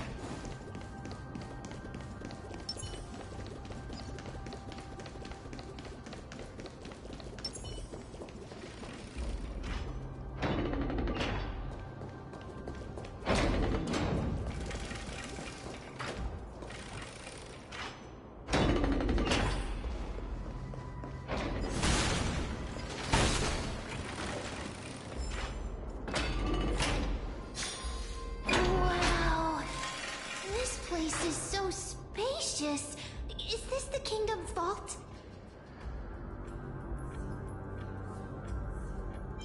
Oh, broken stairs, blocked paths. This place is gonna fall down soon. Do we need to enter that doorway to climb even higher? There seems to be a person. Oh, more like a soul guarding it. But how should we get up there?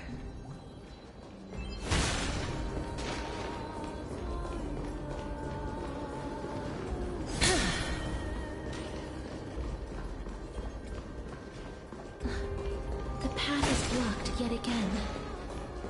Oronix's 8 always appears in times like this. How convenient.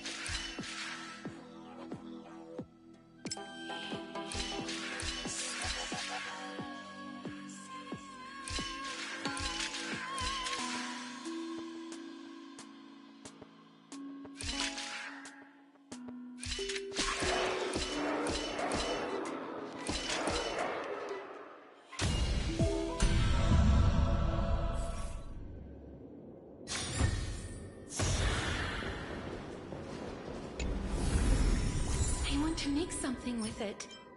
But what to make?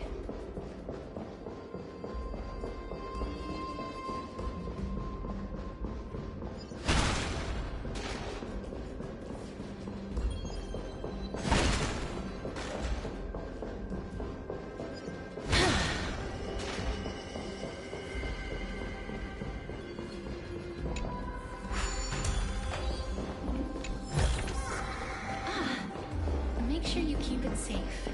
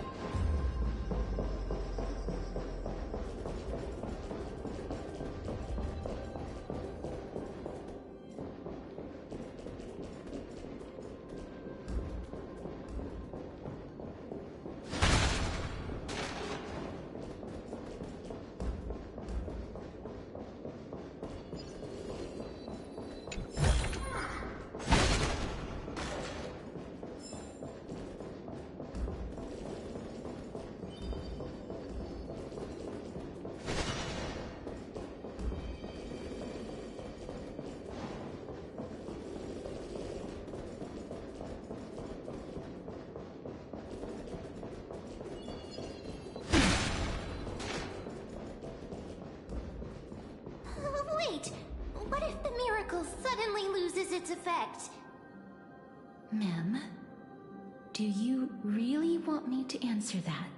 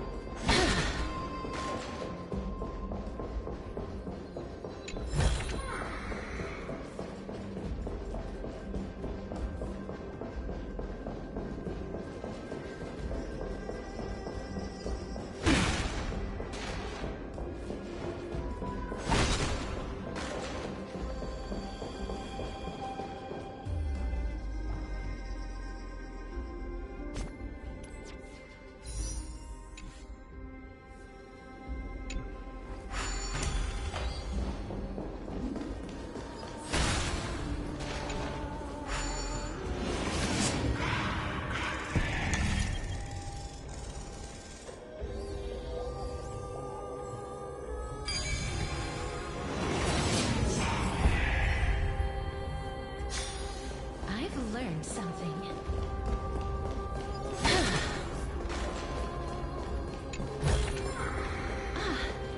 Make sure you keep it safe.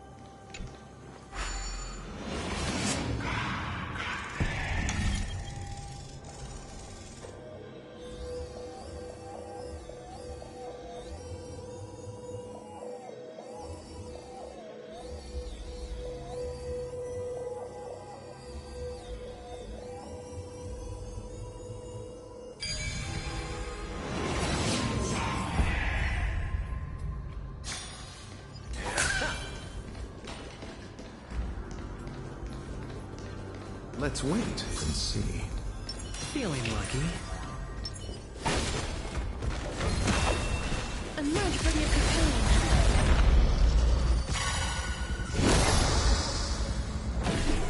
That which is seized must be repaid.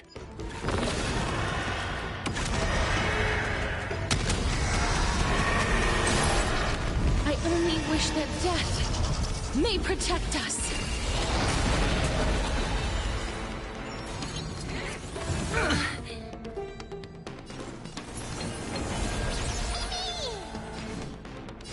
I grant you this, as you wish. Time to settle your accounts. Alright, going all in. Tabs on me.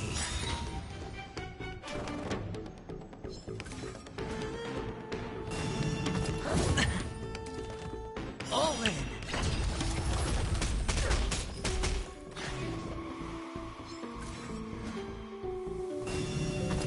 No dirty tricks, alright?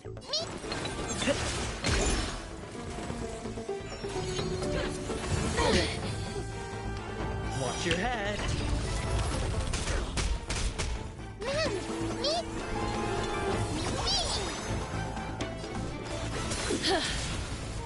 Pity, you chose the wrong enemy.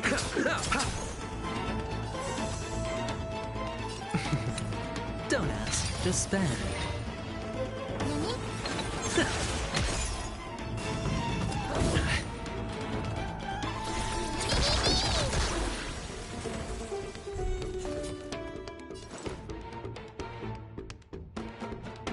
The dice have been cast.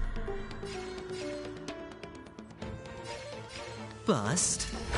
Or maybe I'll take it all. All in.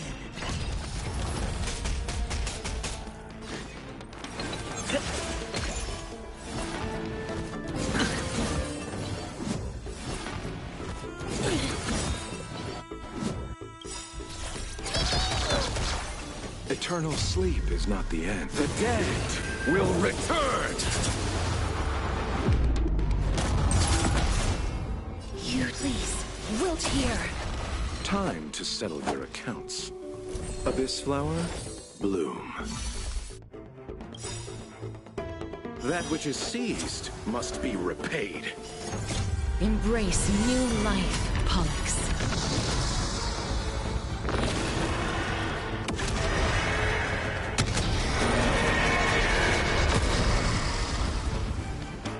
Receive divinity.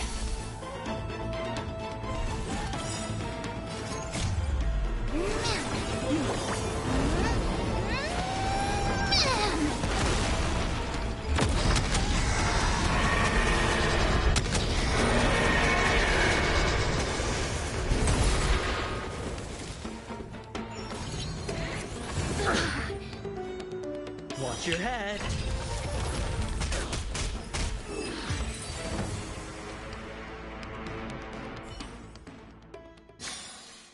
May wandering souls find their own way out.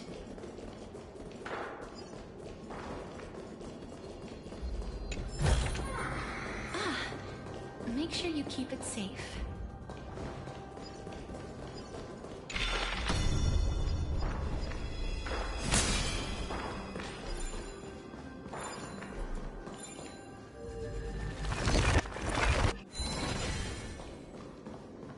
Let's wait and see.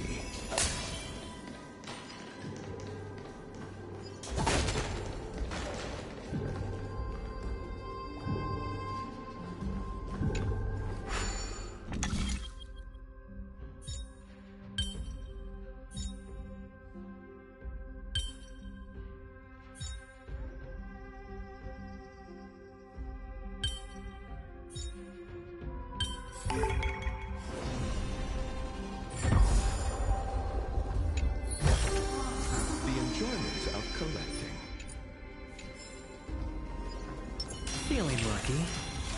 Feeling lucky. Feeling lucky.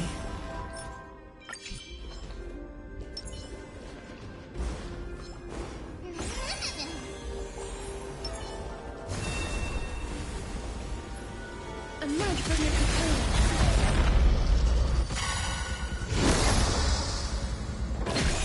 That which is seized must be repaid.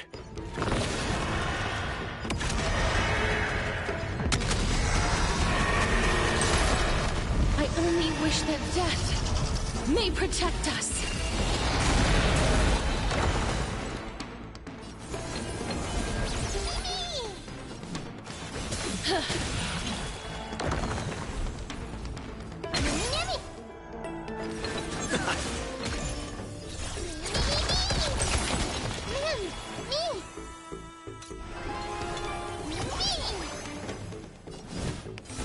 Please, wilt here.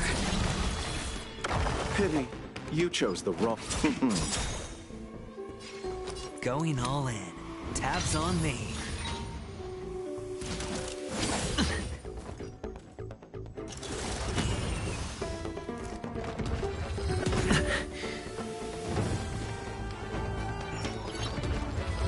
No dirty tricks, all right.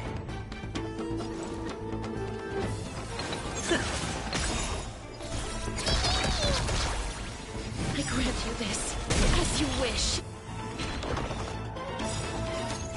Embrace new life, Pollux.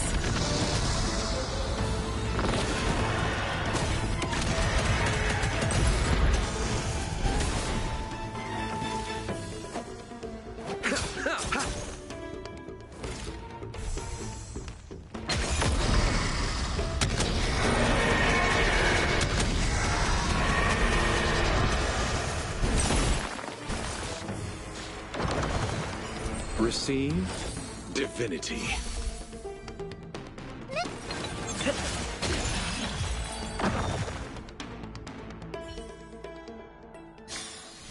May wandering souls find their own way out.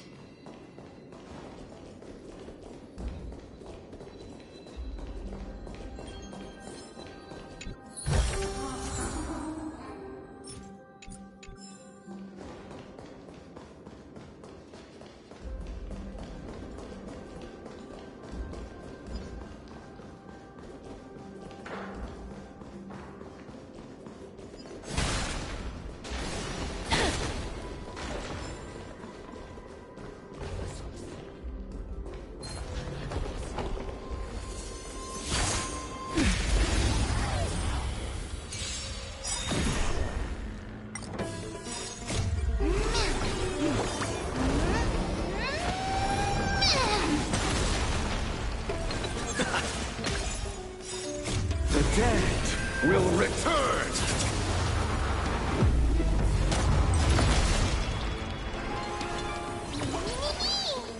Please, wilt here. Abyss flower, bloom. That which is seized must be repaid. Don't ask, just spend. Bust. Or... maybe I'll take it all!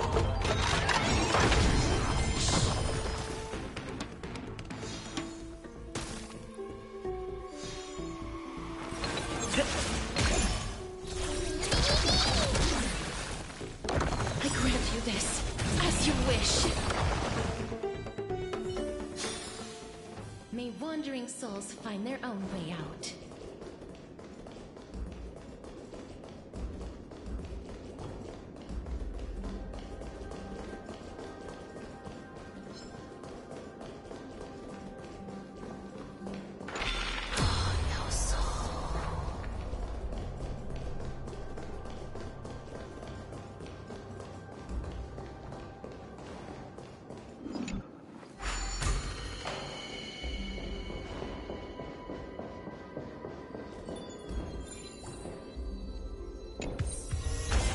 Let's take a picture.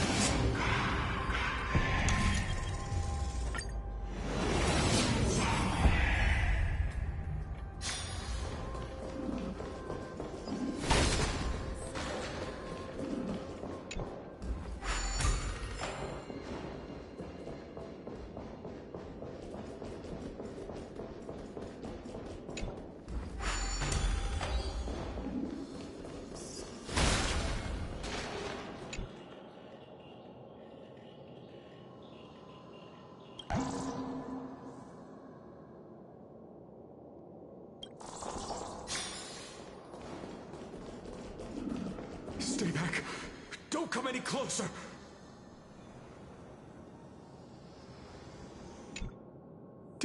Don't come near me!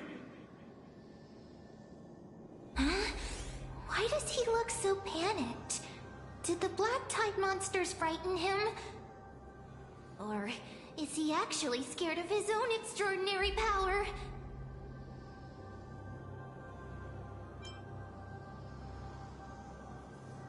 There's no need to be alarmed. We're just passing by the area. See? None of us look threatening.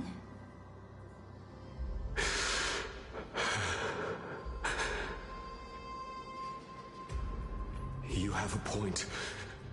Although... while this might once have been the Royal Vault, it's since been plundered empty.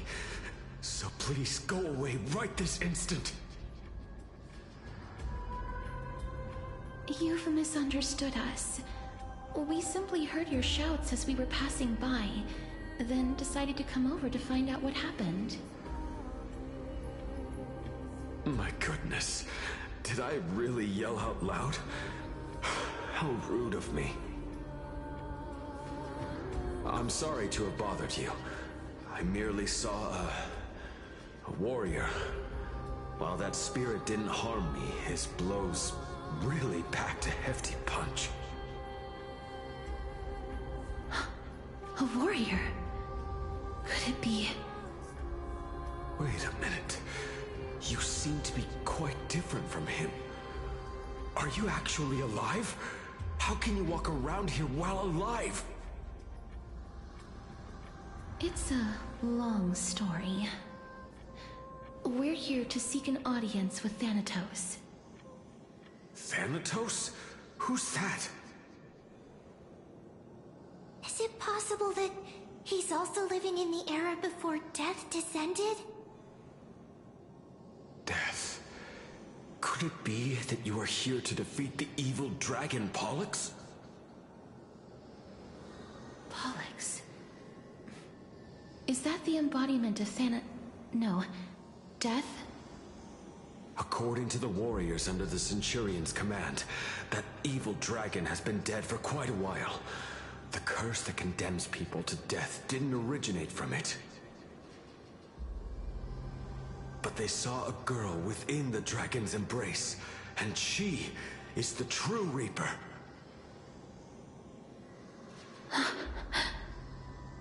Pray tell, where is that girl right now?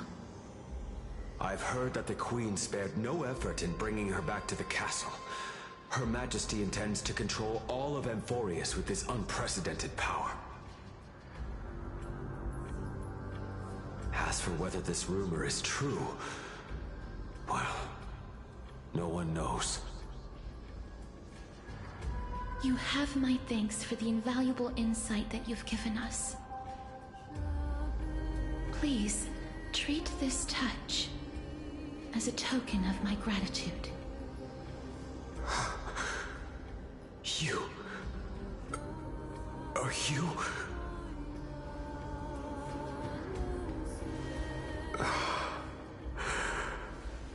Thank you.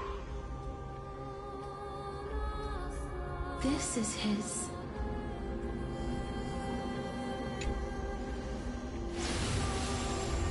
Then you granted him death? That isn't like you. You would have refused, even if I commanded you to do so. I... don't know. I did it out of sympathy, believing that I wouldn't be racked with agony, but... I am still in a state of turmoil. Sympathy? Sympathy for that youth who triumphed in every battle? That young man was favored by Talantin, who taught him a move that will defeat any mortal enemy with a single blow and emerge victorious every time. He could rely on that move to always achieve victory during Era Chrysia. However, now that death has descended upon the mortal realm, that divine sword swordplay also means he can send others to death at will. In other words... You feel that he's similar to you? Yes. Since he can never be inferior to others in martial combat, death would be the inevitable outcome every time he strikes. That's why he approached me and pleaded. Pleaded for me to put an end to all of this. You are perhaps feeling lost from making your peace with death in so abrupt a manner. I have not made peace with death. I've seen the people of Idonia stand tall and proud in the face of death. Even before the fated finale arrived, they were already content with the lives that they'd lived. They had such proud expressions. Expressions that made me believe death would be an insult to these mortals if the concept is truly a power that a god had carelessly cast down upon the world. Perhaps death's authority was never meant to exist in this world. Just like how I shouldn't exist. I won't refute your beliefs for now, but would you be interested in listening to a story of mine? It's a fairy tale from foreign lands, told by the person who brought you to me in that ice field long ago. A tale told by the Queen of Styxia. What? Wait a minute. That means the girl born in the dragon's embrace, the personification of death these souls talked about. That's you, Cass? I've already had an inkling for a while now. But I honestly have no memories of Styxia. My memories only begin after Amunet brought me to Idonia.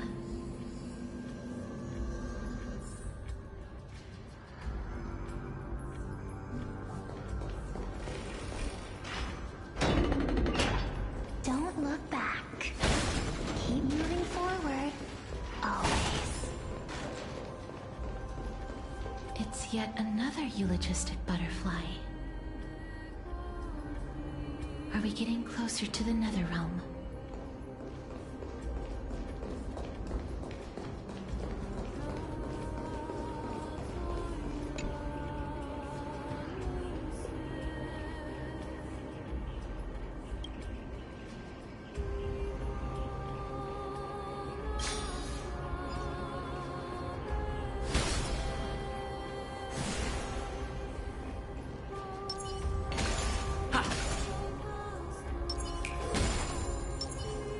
Yeah.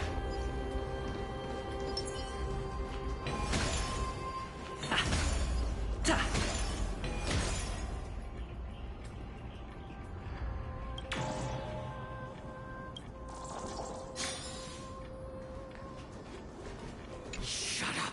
Just shut up.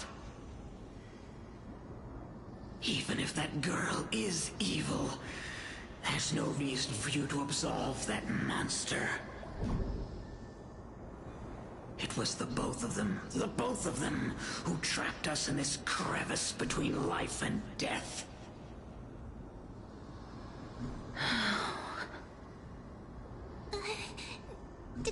Don't be scared. They haven't noticed us at all.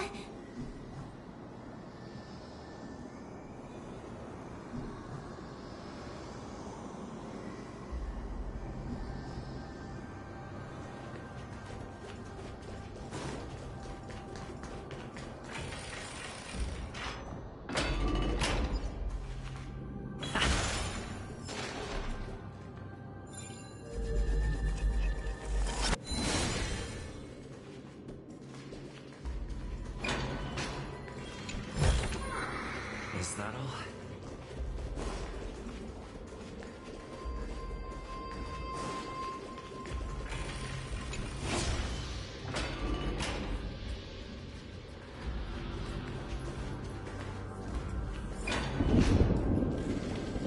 This is...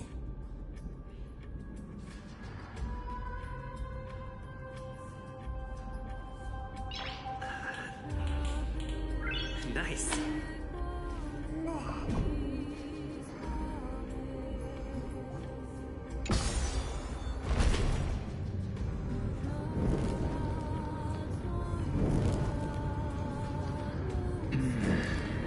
Living ones?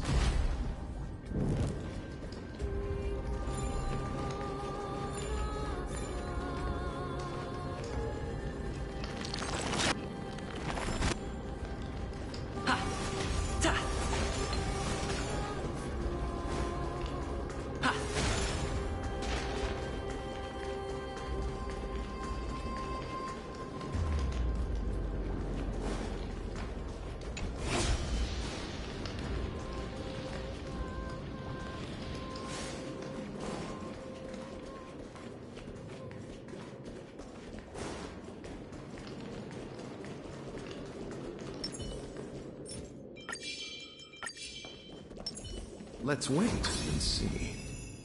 Let's wait. Feeling lucky. Feeling lucky. Feeling lucky.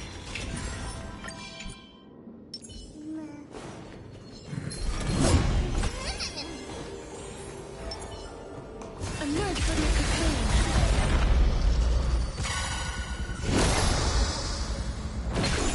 That which is seized must be repaid.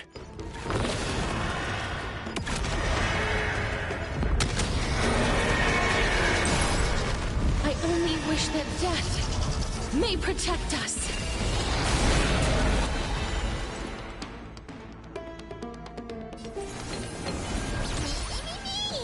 Life is not as fragile as butterfly wings. Please, wilt here. Time to settle your accounts. Receive divinity.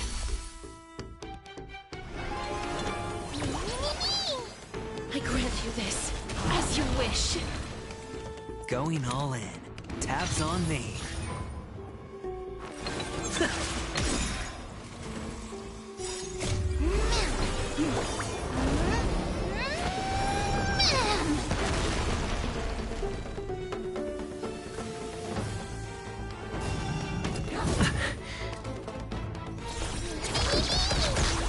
Please, wilt here.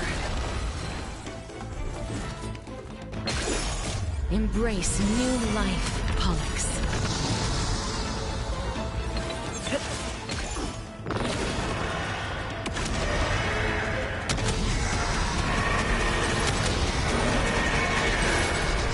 I only wish that death may protect us.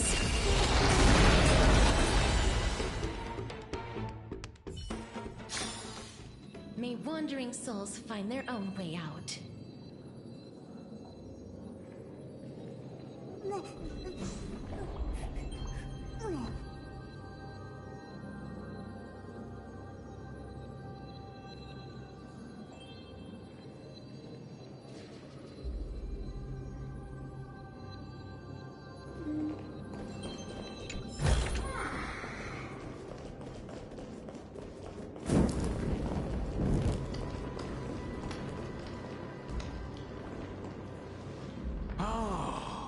Could you be the scions of Styxia? Did you hear about the great work that I'm doing here, and have thus arrived to give me the last material that I need for transmutation? Great work? Have you heard of the great name of Pollux, perchance?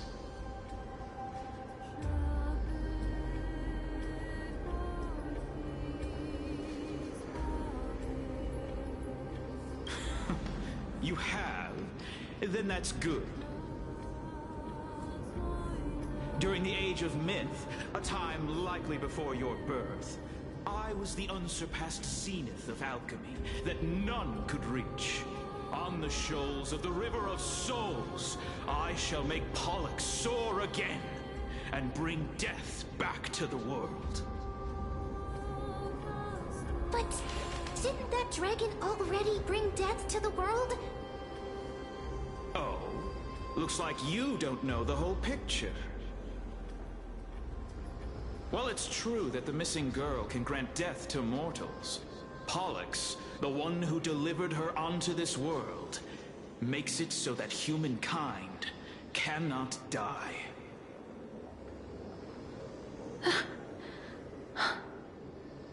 So, it's just as I feared.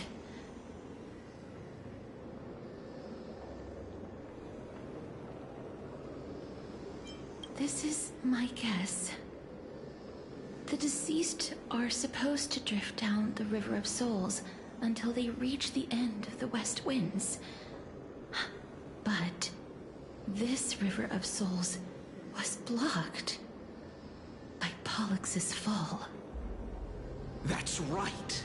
That's why it's imperative that I bring the dragon back to the mortal realm and make it soar the skies again. I have long since prepared my alchemical matrix in the tower. Although, I am still missing the most crucial material of all. That final ingredient, the final sacrifice, is none other than the girl who lives out her days with death. Huh? What's going on? You didn't touch him, did you? I know that I am no longer capable of carrying out that task.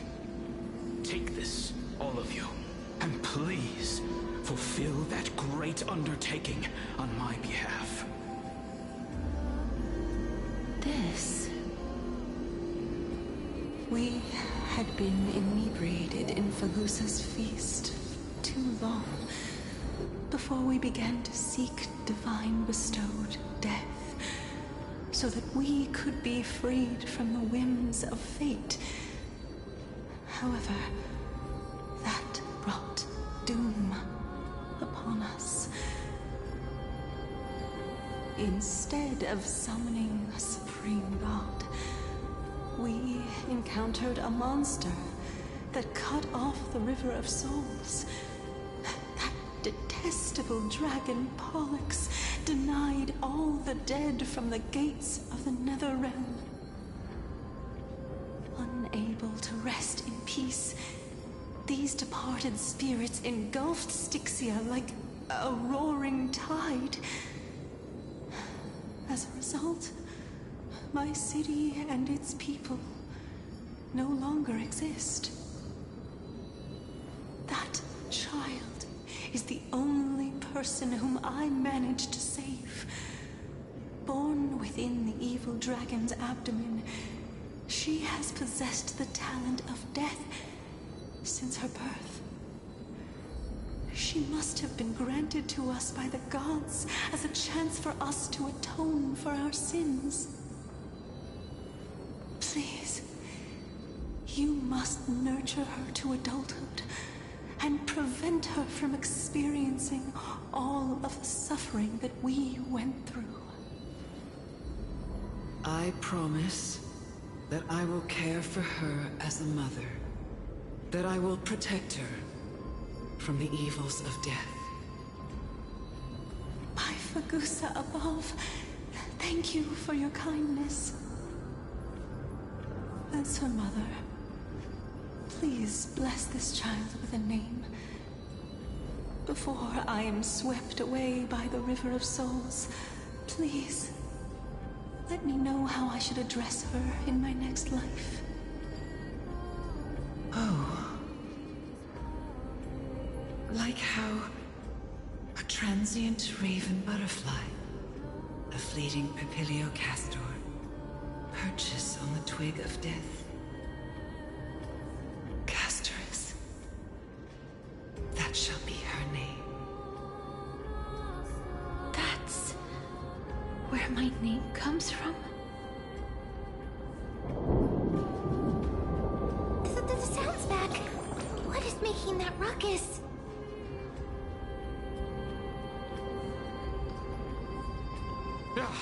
Living ones, don't waste your time bickering. The Netherrealm's wrath is falling upon you. Black Tide Creations. When did they... Mister, please fight them with caution. Be careful not to suffer the same fate as those Black Tide creatures!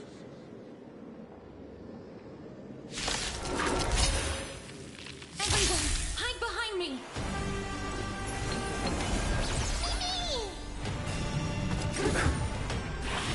Okay. Nothing major. Eternal sleep is not the end. The dead will return!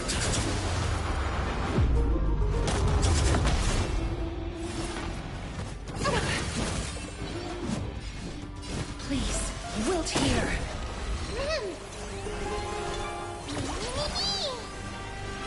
I grant you this, as you wish. Abyss flower, bloom. That which is seized must be repaid. Receive divinity.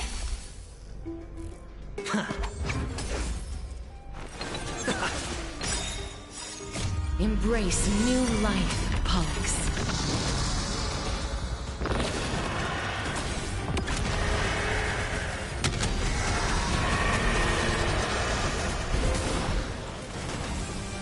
There's so many of them! How are we holding up?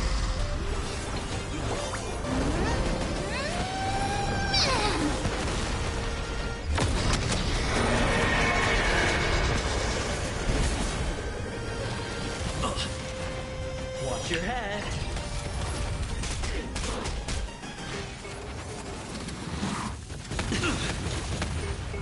Me! No dirty tricks, alright? All in.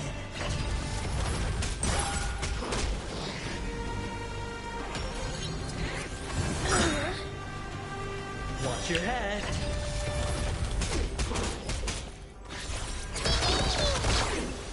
Life is not as darkness. Follows me.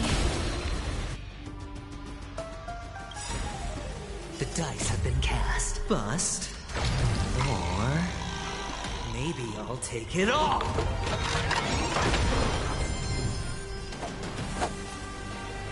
Abyss flower, bloom.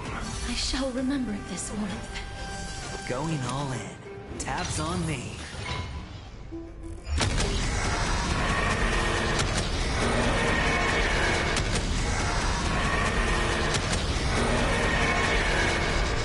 I only wish that death may protect us.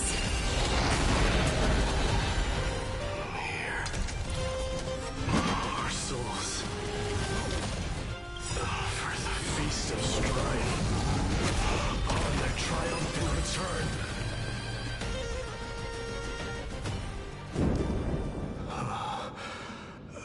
You? Lord Mighty?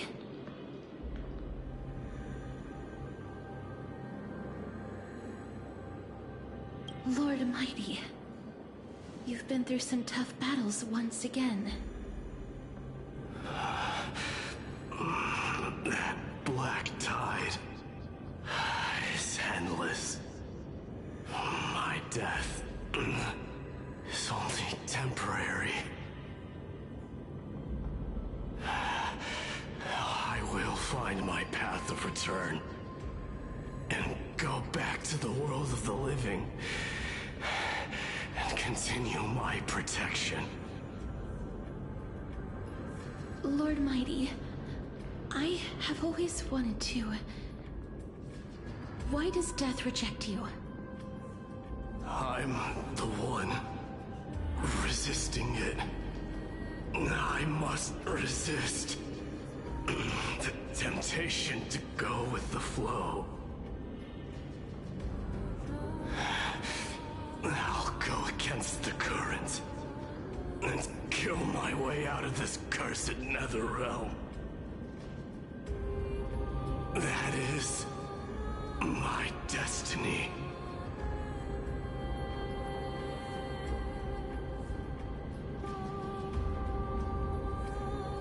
It seems like he's completely focused on resisting the temptation of the dead's whispers. He's working hard every minute to deny death. It seems his battlefield is not limited to the world of the living. Lord Mighty, are you willing to travel with us? We're headed for the Matrix inside that tower, to summon Thanatos from their prolonged concealment.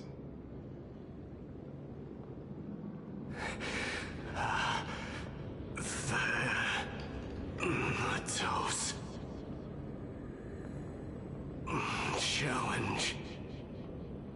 Death. That's right. If we can work together and defeat them, you won't have to be troubled by the curse of immortality any longer.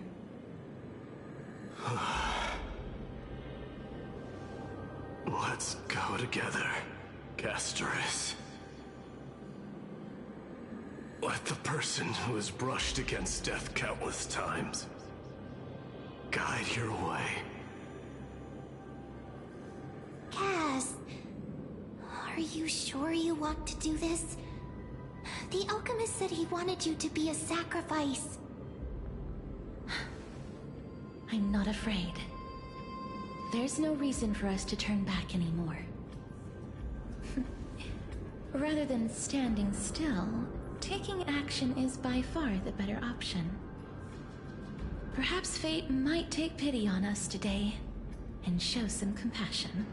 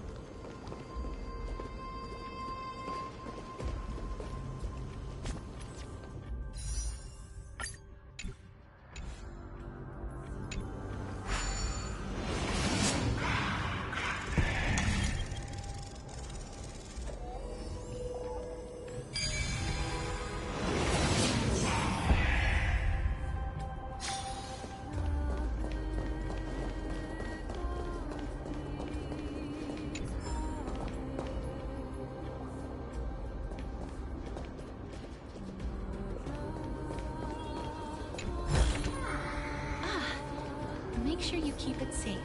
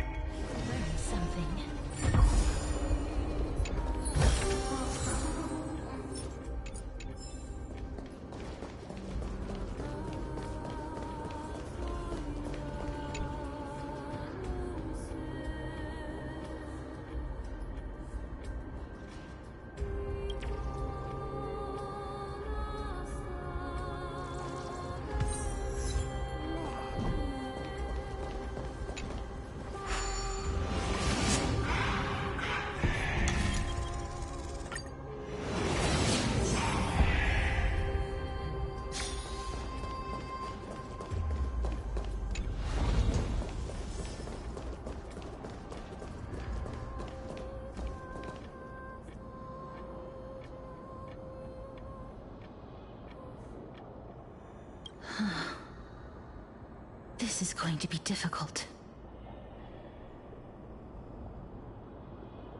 I'm familiar with this kind of mechanism. But I've never repaired broken chains. If I was more powerful, I would be able to carry one person with each limb and fly the four of us to the other side. The Rune of Recollection is here, but I can't find the miracle orb anywhere. So weird. Oh, could it be in that collapsed tower in the distance?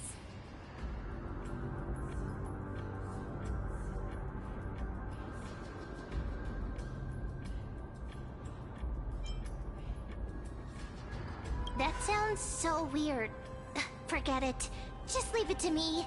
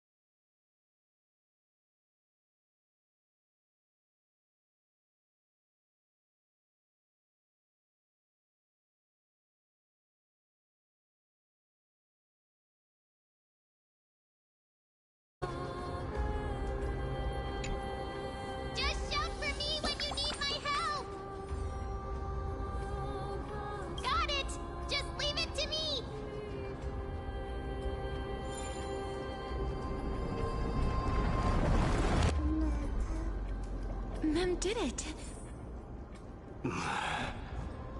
The pink squirrel is very smart. Why am I a squirrel now?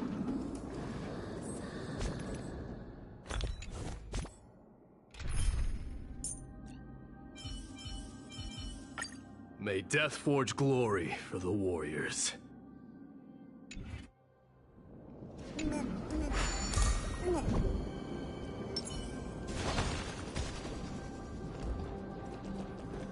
The miracle's range is limited. Please come a little closer.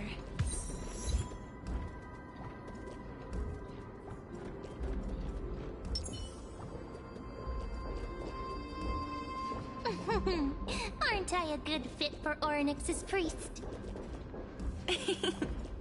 Of course.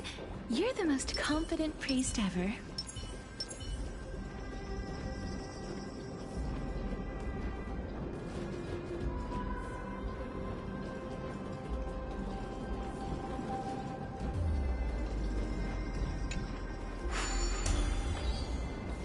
The alchemical matrix should be behind this door.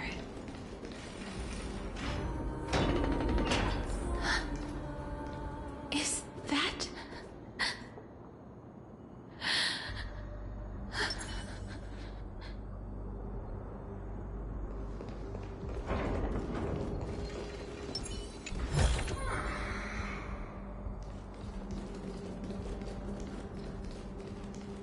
Wow, there are so many of you!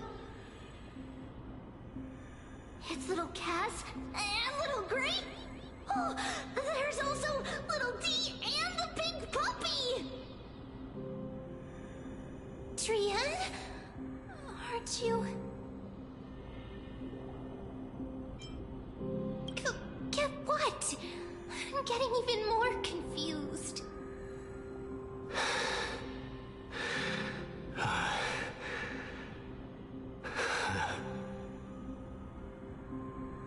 This is the first time I've encountered a deceased friend while going upstream in the River of Souls. It really works like this. Just like the other departed spirits we've encountered along the way, I'm also unable to sense the aura of the living on Lady Trian. Yup, you're right.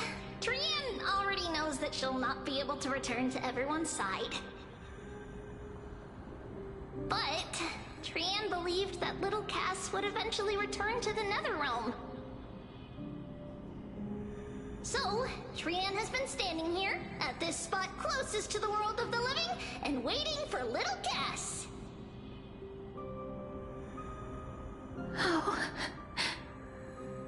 It must have been very tough for you.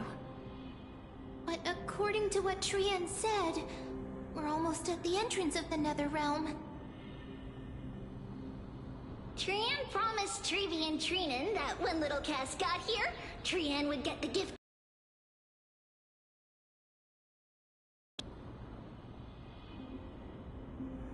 So, little Cass, don't cry. Please, accept this. We finally finished it! This is what Lady Trevi once mentioned. The gift for me that you didn't manage to finish. The Holy Maiden of Janus. Even when separated by life and death, their thoughts are still connected. Trian spent a lot of time drawing this. Trian hopes that little Cass likes it. Seriously? It's seriously a wonderful drawing. Lady Trian.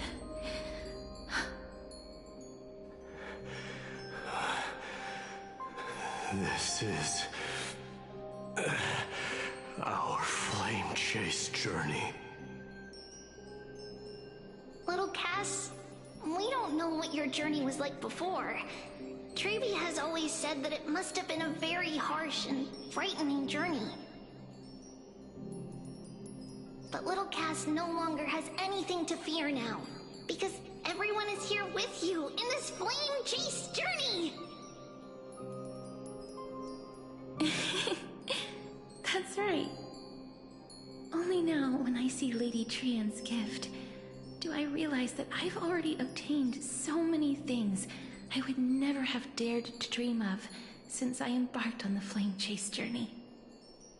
It's the first time I've gained so many companions. The first time I picked up the hobbies of crafting and photography. The first time I had dinner with someone else. The first time I went to the market to buy the Chimera doll I'd liked for a very long time and hugged it to sleep. The first time I wore a dress personally made by Lady Aglaya. The first time I went for a walk with Lady Treeby, Lady Trian, and Lady Trinan. The first time I enjoyed the night breeze and looked up at the stars with Miss Hyacinth. The first time I took care of Dromesis with the Trailblazer. Looking back at all these experiences I never thought were possible, it feels as though the scales of my life had shrunk from centuries and decades down to minutes and seconds. And all of them are so precious. I took countless photos in the past, but they're all black and white landscapes. I don't have a single one with friends. If I had known, I would have taken more pictures.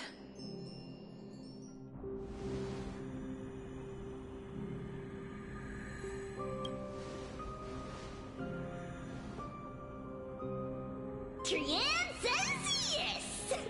Trian likes little Cass and would love to take a picture with little Cass.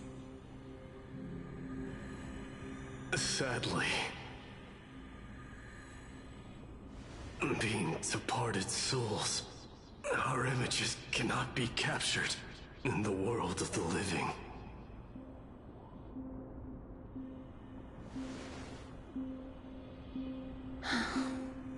I thought so too.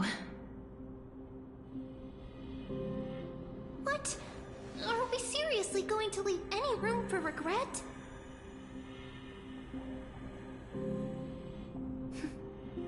There won't be any regrets. This vivid drawing surpasses any photograph from the world of the living. Little Cass smiled. Treeby, Trinan, and Trian's wishes finally come true! I remember you once said that fate is not the flowers that bloom at the end of the road, but where people tread beyond the gate. Now, the path that belongs to me is about to reach the end. Thank you for bringing me the final key. Key? Little Cass, why are you talking in riddles all of a sudden? I have a feeling that soon, this gift of yours will become the key to saving Mister's life. Wow, that's amazing! Then keep smiling and carry on bravely! Little Cass, Little Gray, everyone, see you tomorrow!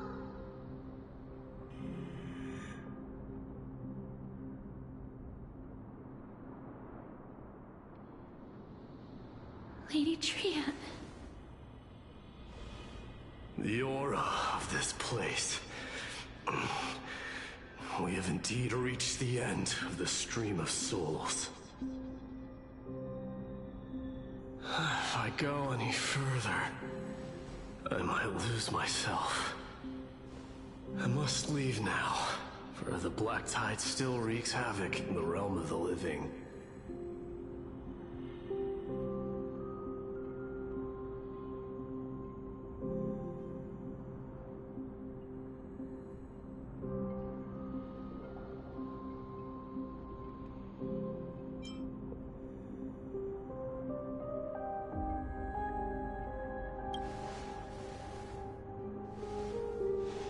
I seek not to enter the door to the nether realm. Castorus, will you fulfill your duty for the flame chase?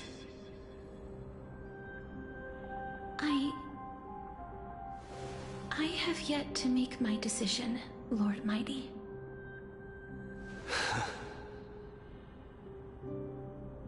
No matter. Make the choice your heart desires. Even if it takes 1,000 years of waiting. I will continue to fight till I die. Then rise from death. Till the miracle descends.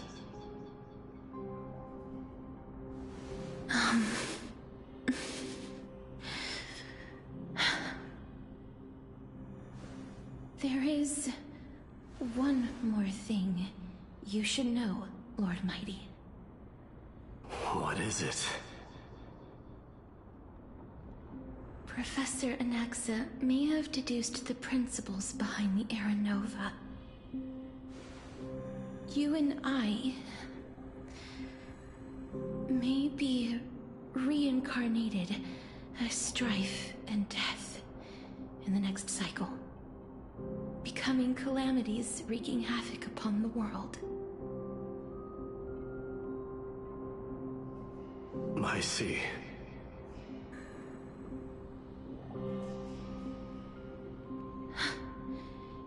Is that all? Are you going to accept such a fate without complaints? Do you have a strategy to shatter the shackles of our fate? I haven't found it yet. Perhaps I never will. Then, cease wasting your thoughts on futile matters. Control what little you can. And when fate's inescapable grasp comes, resist it with the strength of your mighty will.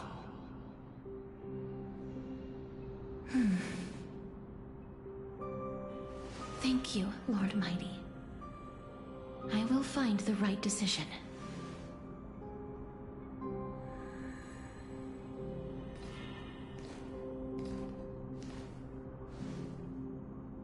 In the name of strife, may you meet a fitting end.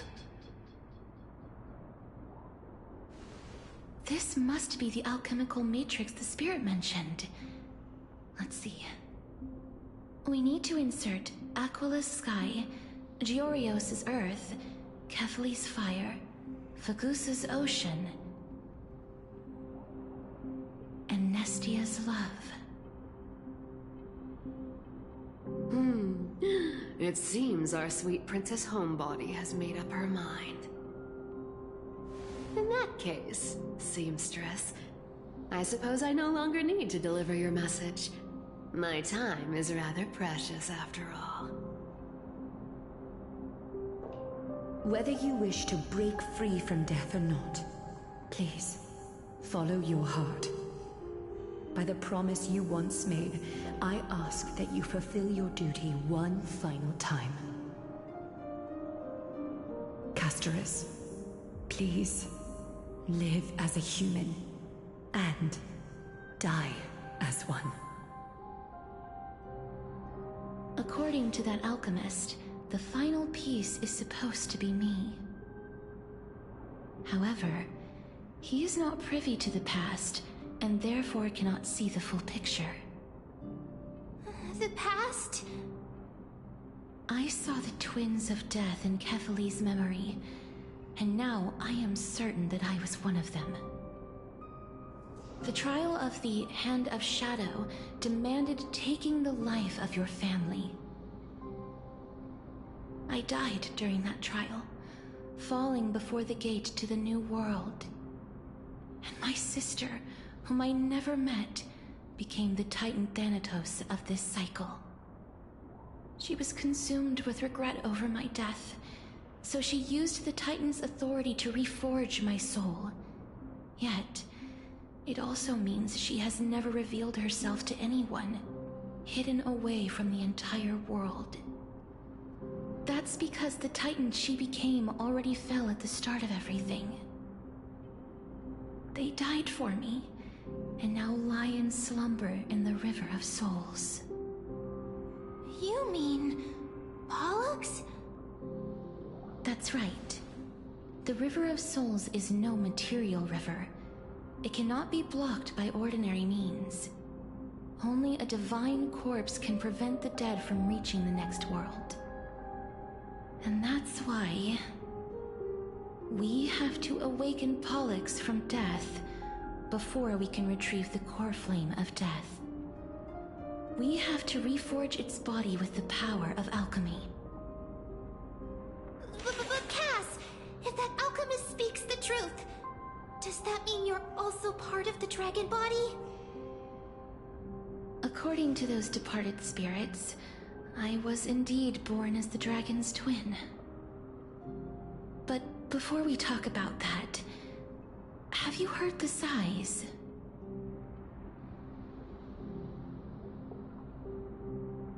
I heard them too. So what are those? I think it's probably the sign of Pollux's wish being fulfilled. They must have realized how heavy a price they'd need to pay when they used their divine authority to resurrect a dead woman. That's why they exerted every ounce of their strength to send me to Styxia, a city that called for death, a land where none is hostile to death. They never saw their wish fulfilled and fell so prematurely, all because they wanted to give me a new life. Pollux must really want to know how their sister has been after giving their all to save her. That wish is the reason Pollux's soul still lingers in the mortal realm even after their fall, quietly watching and documenting every detail of their sister's life. So instead of picking up objects on the way here... We were instead showing things to a strand of yearning that lingers here. Now, we must weave these yearnings together and restore them into Pollux's complete soul. But all of this is just a hypothesis, right? What if we go through with the ritual and it turns out totally different? That's fine. As Professor Anaxa often reminds us, such is the nature of alchemy. The true outcome can only be known once the process is complete. This is why alchemy is also known as the miracle of creation. Now, the puzzle of Pollux's yearnings is nearly complete, with only one final piece remaining. I shall reveal what they have been yearning to know in the alchemical matrix. I will show them my whole life since I left Styxia. Lady Trianne has already drawn a picture of my entire life, and it is now in my hands.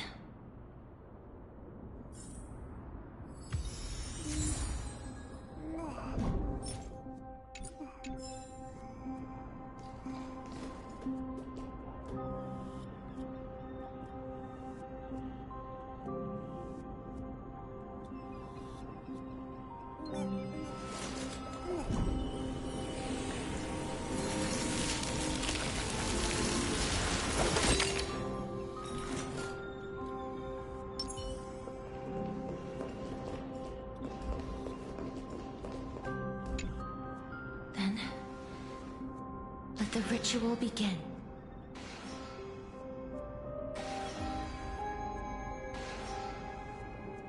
Now, the objective is complete.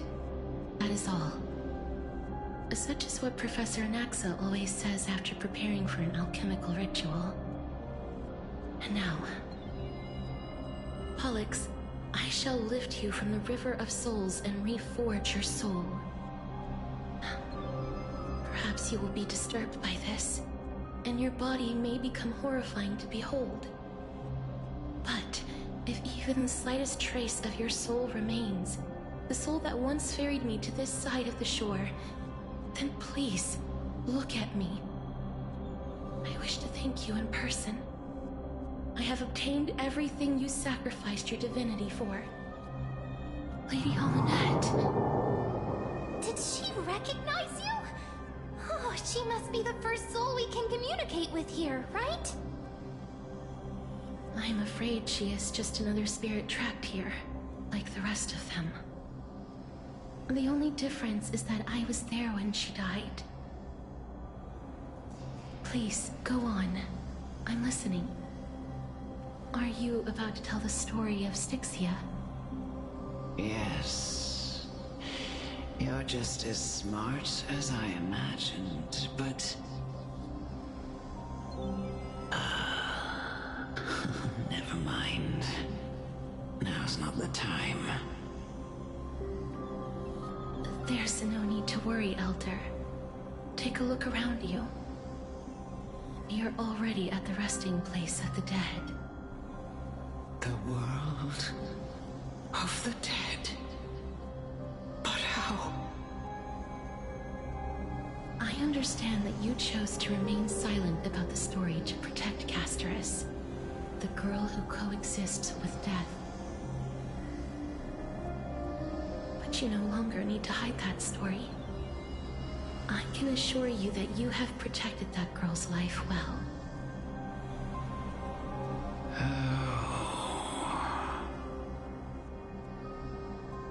Well, in that case, let me begin. Styxia, the pearl of the ocean, plagued by unwarranted calamity and ravaged by death in the fairy tale.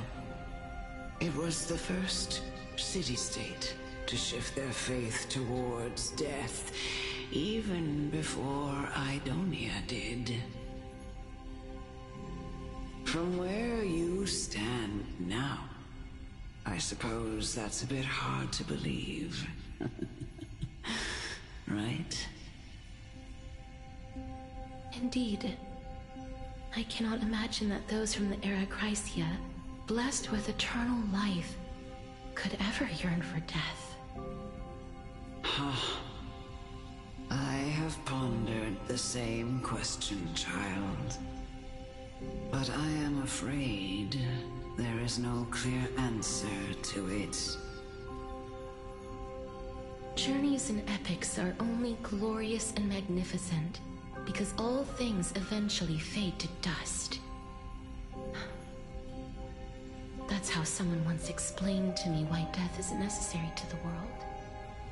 But I still can't take that as the final answer.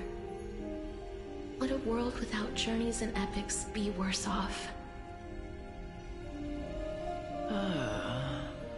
I take it the one who spoke this line was a general, or perhaps a warrior.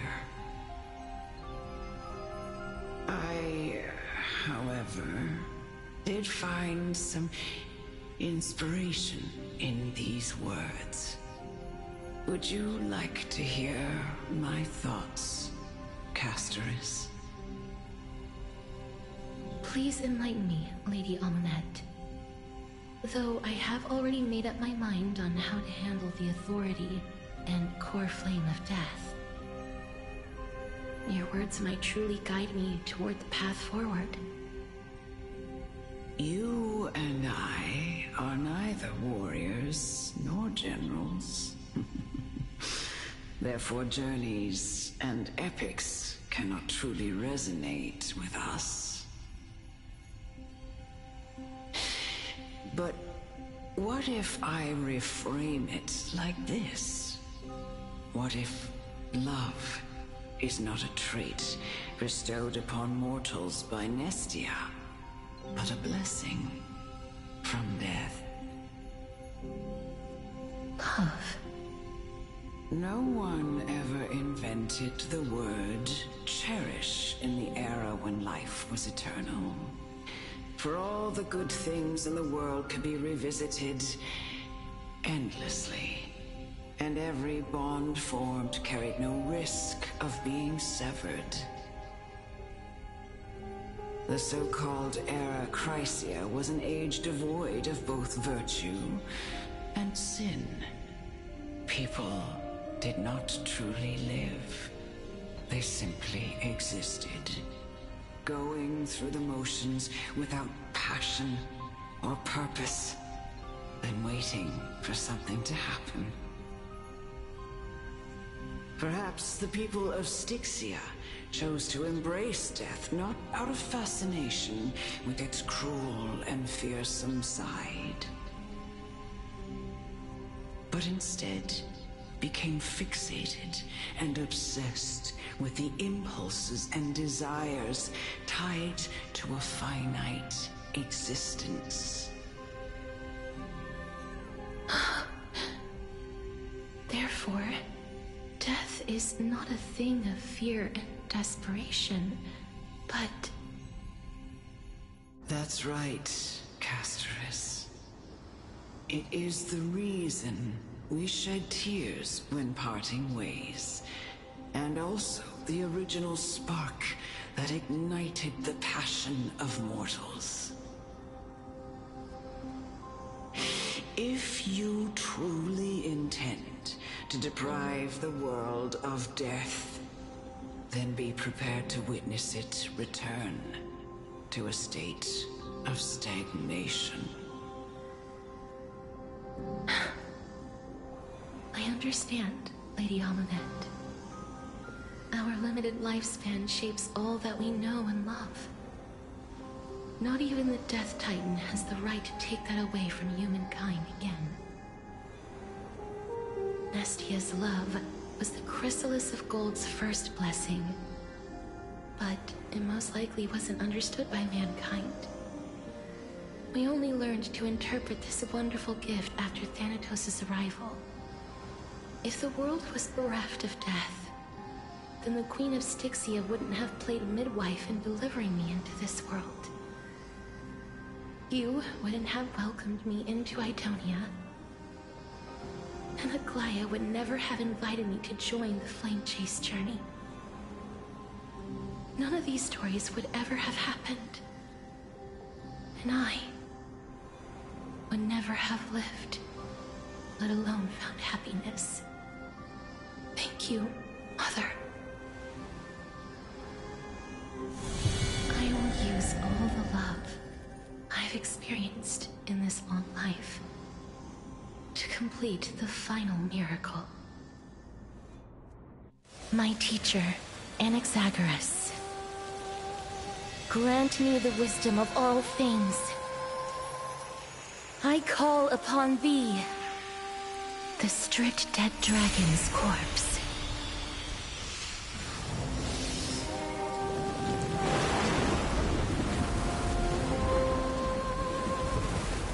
Rises from the earth, falls from the sky.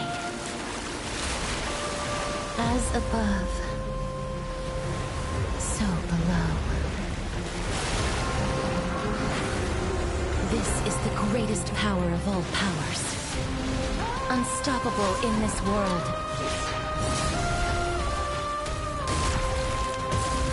The great work that commands all death.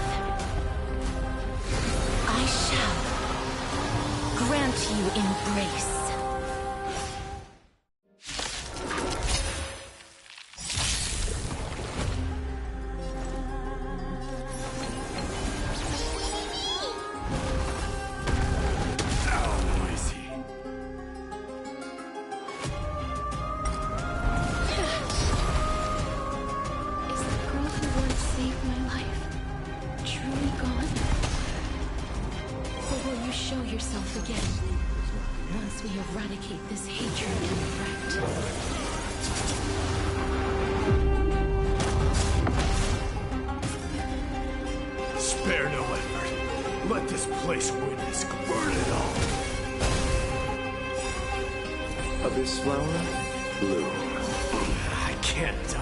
That which is seized must be repaid.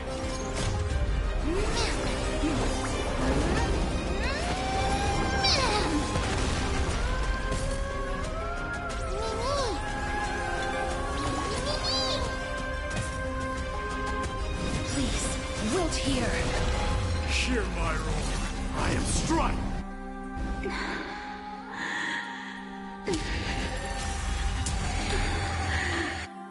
And I know you're anxious. Shh. Don't be afraid. Embrace new life, Pollux.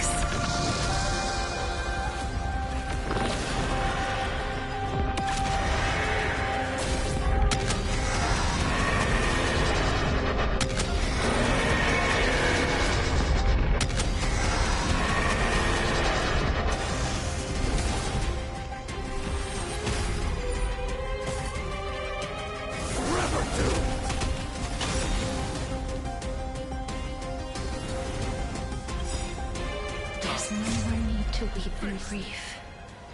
I will grant you peace.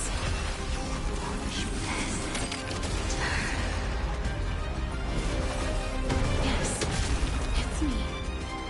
I'm back. Fury! Hunt! Allow me to see you off.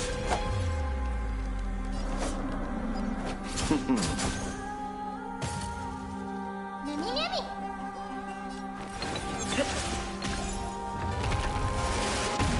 I underestimated you.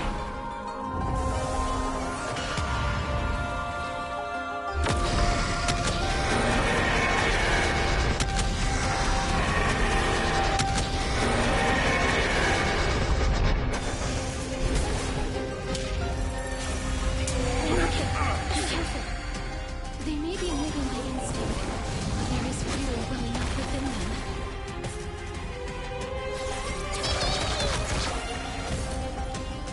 Burn it all!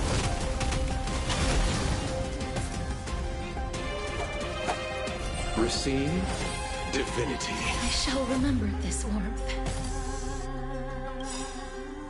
Abyss flower, bloom. I can't die. Eternal sleep is not the end. The dead will return! That which is seized must be repaid. Please cherish the time before dead souls return to dust.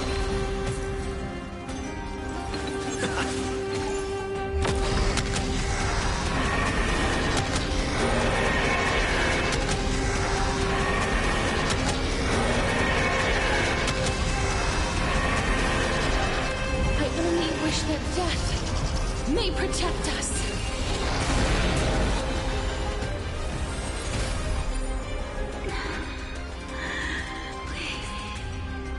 Don't turn back to the Netherrealm.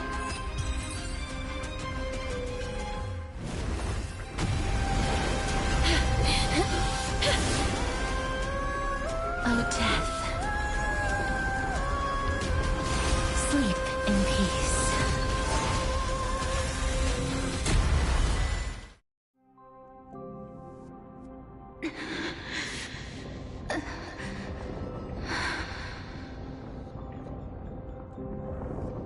I'm sorry I have to wake you up from ancient death. And I know you're anxious. Shh. Don't be afraid.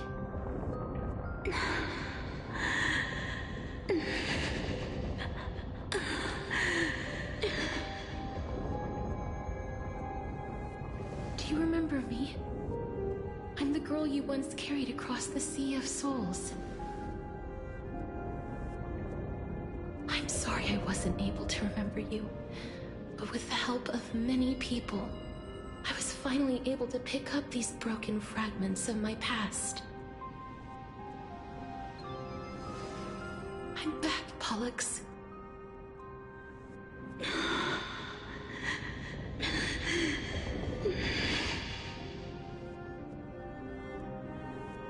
I know this might not be what you wanted.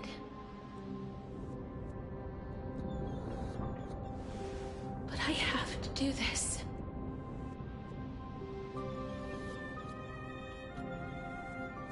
So please, carry me across the Sea of Souls again and return me to the Netherrealm, just like you did in the past. Please take me to where the core flame of death rests.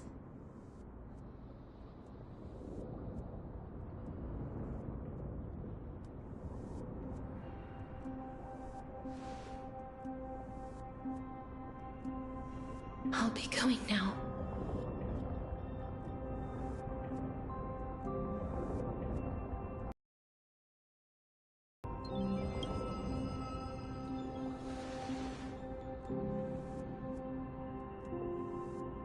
They may look scary, but as long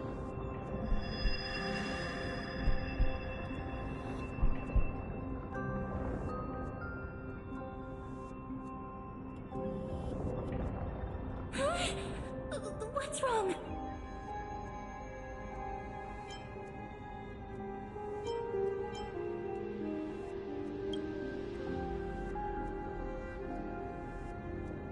Are you... What's wrong with him? His time is almost up. If I don't go now, I'm afraid his soul will return to Thanatos' embrace before me. What?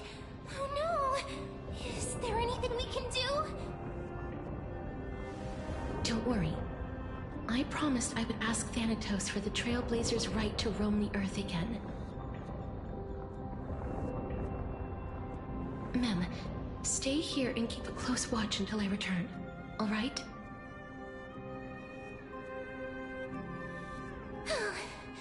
Alright. I'm the best at taking care of others. Go on, Cass. Make sure not to leave yourself with any regrets.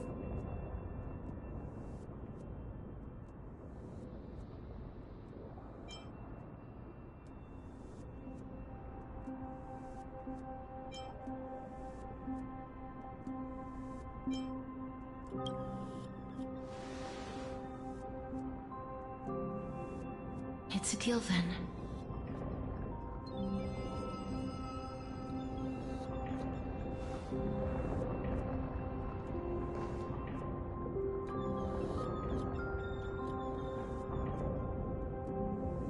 Please.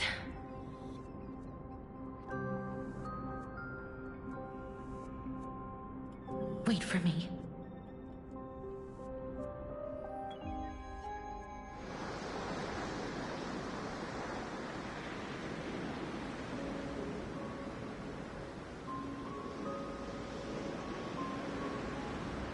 After all that, you still ended up back here.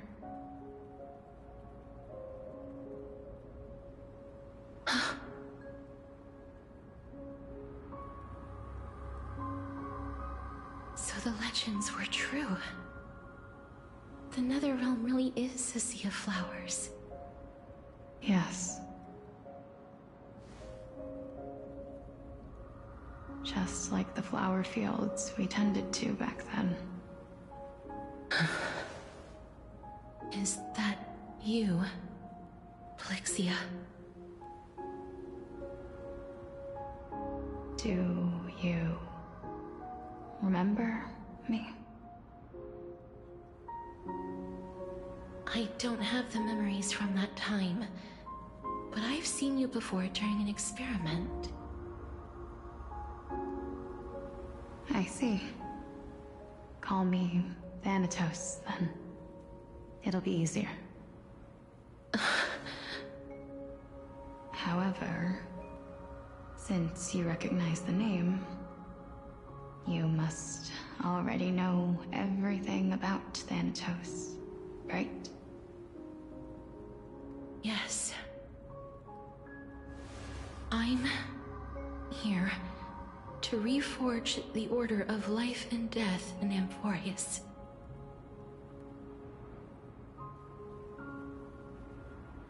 You know, my sister was a sympathetic, but rather sensitive person. Whenever she didn't want to say what was on her mind, she would avoid eye contact and look off into the distance. Just like what you are doing now. Can you tell me about the last Era Nova?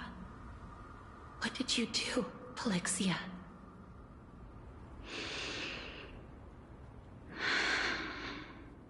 Where should I begin? I suppose we can start from the beginning. A long, long time ago, there were a pair of like-minded twins. As foretold in the prophecy, they were chosen to be successors to the god of death. But fate was cruel. The price of attaining divinity was to take the life of a family member with our own hands. That trial was indeed recorded in that memory. Then you should already know that my sister voluntarily gave up her own life, so that I could ascend as the demigod of death. But I couldn't accept that. Why did we have to kill each other for a future she'd never see herself? That's not fair. So, while weaving the laws of the new world, I shattered the forbidden bottom line for life and death. I reshaped my sister's soul and took the form of the great dragon Pollux to carry her up the River of Souls and back into the mortal realm. But our fates were already decided and manifested in unexpected ways in response to my futile actions. Aging is an unbreakable law of nature laid upon humankind, created at the same time as death.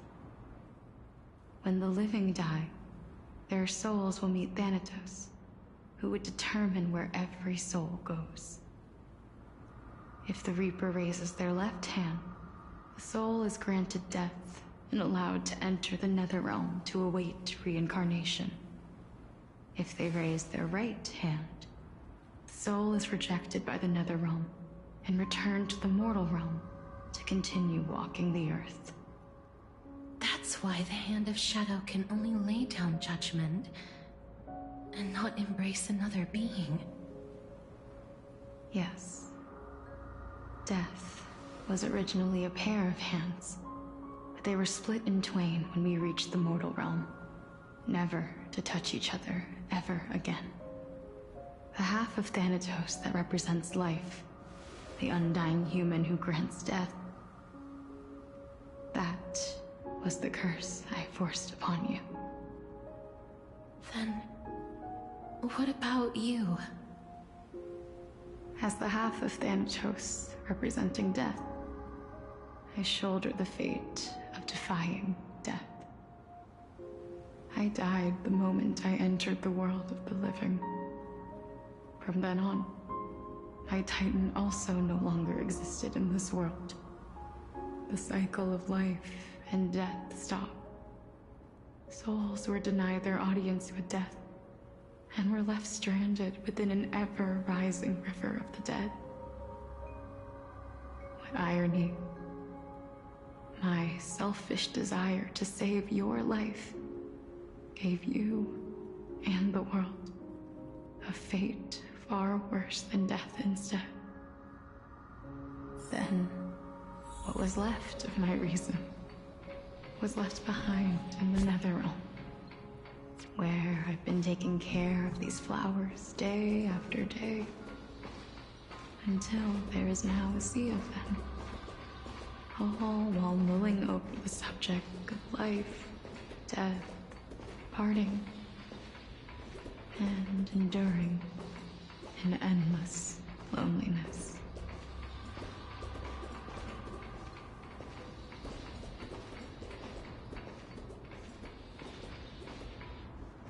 Fate is absurd indeed. Our lives were a mirrored image of one another, like a pair of hands. Even so, we arrived at the same destination.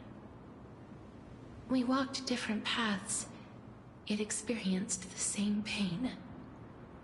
I had hoped that maybe you would at least have a good life in this cycle.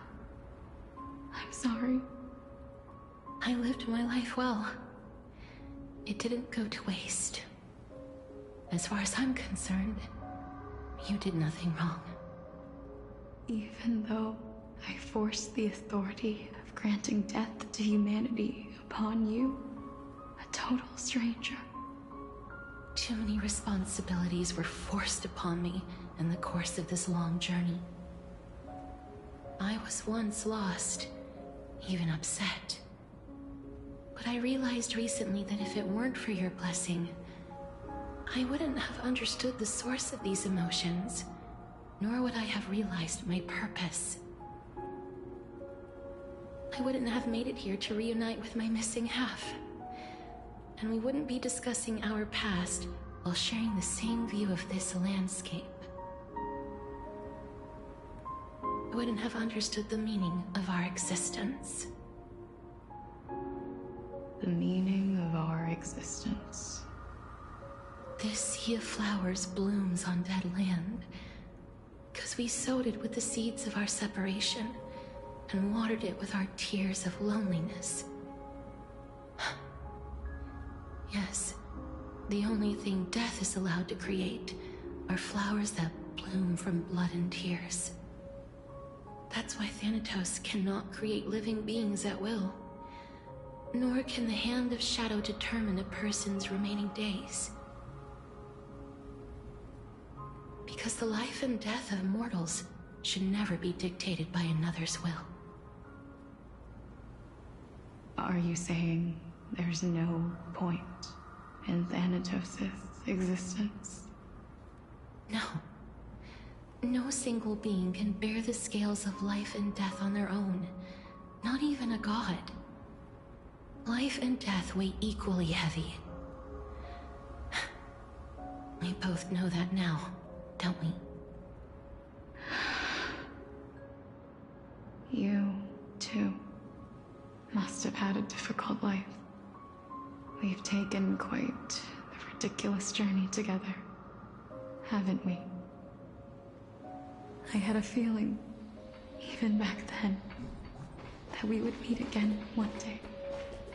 Not to embrace one another after a long separation, but to come in search of retribution. Tell me the answer that's already been written, and let us draw this seemingly endless fate to a close. It's been far too long. I've waited here for centuries, watching day after day as desperate spirits are denied by this lonely wasteland. I always hoped I would see you among them. But I was also afraid of seeing you. I didn't know how I could possibly face you again. But more than anything, I was afraid that you might have forgotten all about me. I know. But don't you see, Polixia? I made it back anyway. You don't have to shoulder death's authority on your own anymore. It was always meant to be held in two hands anyway. So, let's give our core flame to him, and have him take it back to the mortal realm. Give humanity back their cycle of life and death. Our responsibility as Thanatos was never about picking out favorite souls. We were only meant to watch over life. Let's tend the field together, and create a warm sea of flowers for all the souls to come.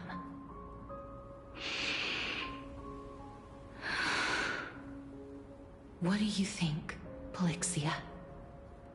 Yes, just one last step. You shall wither, and through that, the dead will sprout again from the remains, and be reborn with the dead flame. As foretold by the prophecy, Thanatos' authority is only destined for only one person to wield. As the Chrysos heir of death, as their demigod, as a titan, our fated moment has arrived once again. Just like before. Yes, just like before. But unlike that time, the ones undergoing the trial this time are prepared. You've made up your mind? Yes, as dictated by fate. But I won't be afraid. As long as you're here with me. Complete your trial in this life. Grant me the embrace of death, and light the spark of life ablaze. You've been tempered by life and death. I know you'll be able to give this wasteland its first breath of life.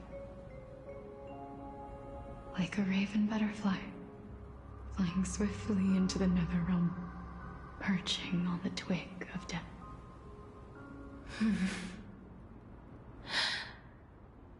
I will. After this, I will remain permanently in the Netherrealm. The River of Souls shall return here and rain down from the sky, scattering souls across the earth. The cycle of life and death will flow once again. This sea of flowers you sowed shall bear countless joyous or sorrowful souls, and bloom evermore.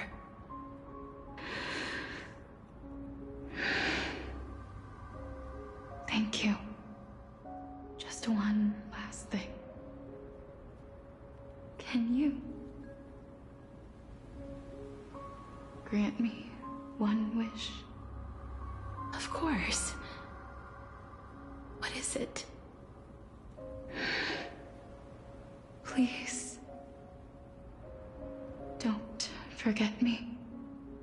I promise you, when we meet in the next world, even if I have endured another reincarnation, even if we do not know each other's names, I will still hold you tightly in my arms, just like what I did when we were born. Casterus. Casterus, you're as beautiful as a fleeting butterfly.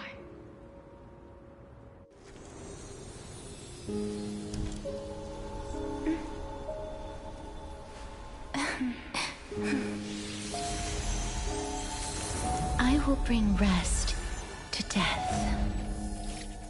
And from now on, stagnant life will once again flow.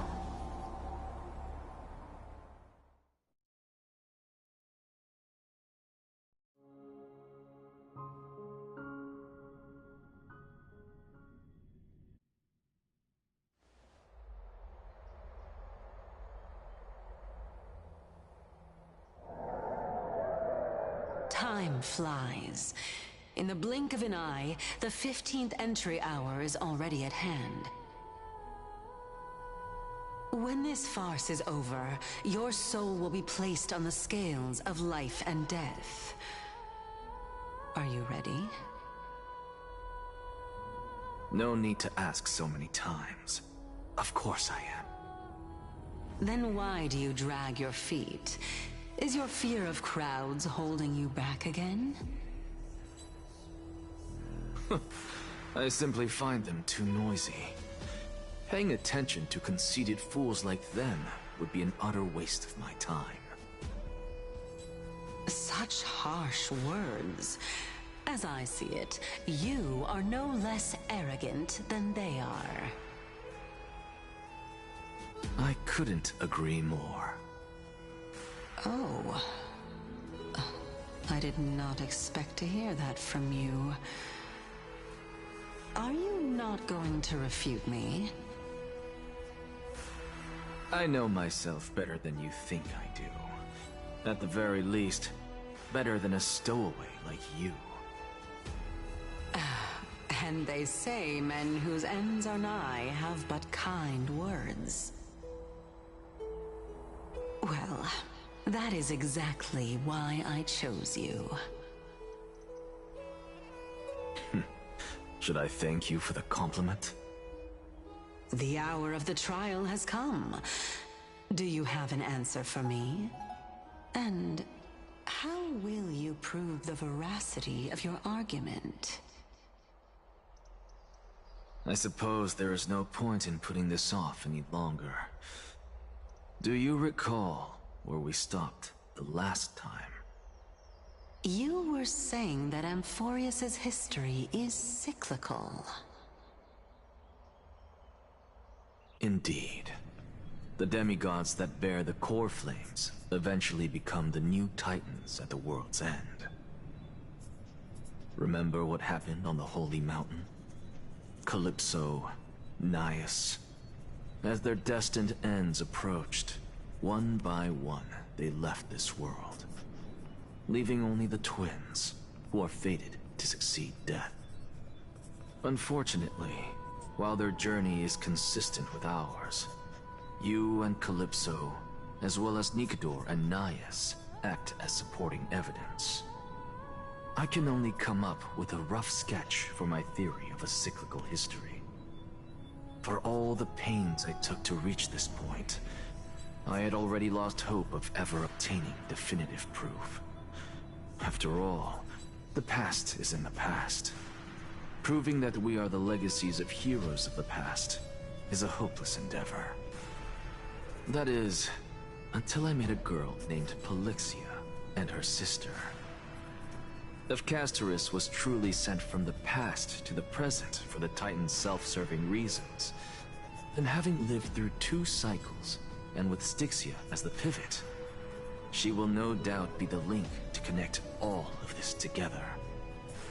If the Twins of Death can bridge 2 cycles to reunite at the shores of the Sea of Souls, then my hypothesis will no longer be just a hypothesis. And you too will get the answer to your question. Well, that is all well and good, but how can you be so sure? If there is even the slightest error in your hypothesis, the girl will be shattered. It matters not. The most important quality a scholar must possess is foolhardiness. If you are overly cautious, then you'll never have the gumption to make the first step, and change will never come. Besides, I, Anaxagoras, am destined to overturn this farcical world. Come, let us go and teach those pathetic worms one final lesson.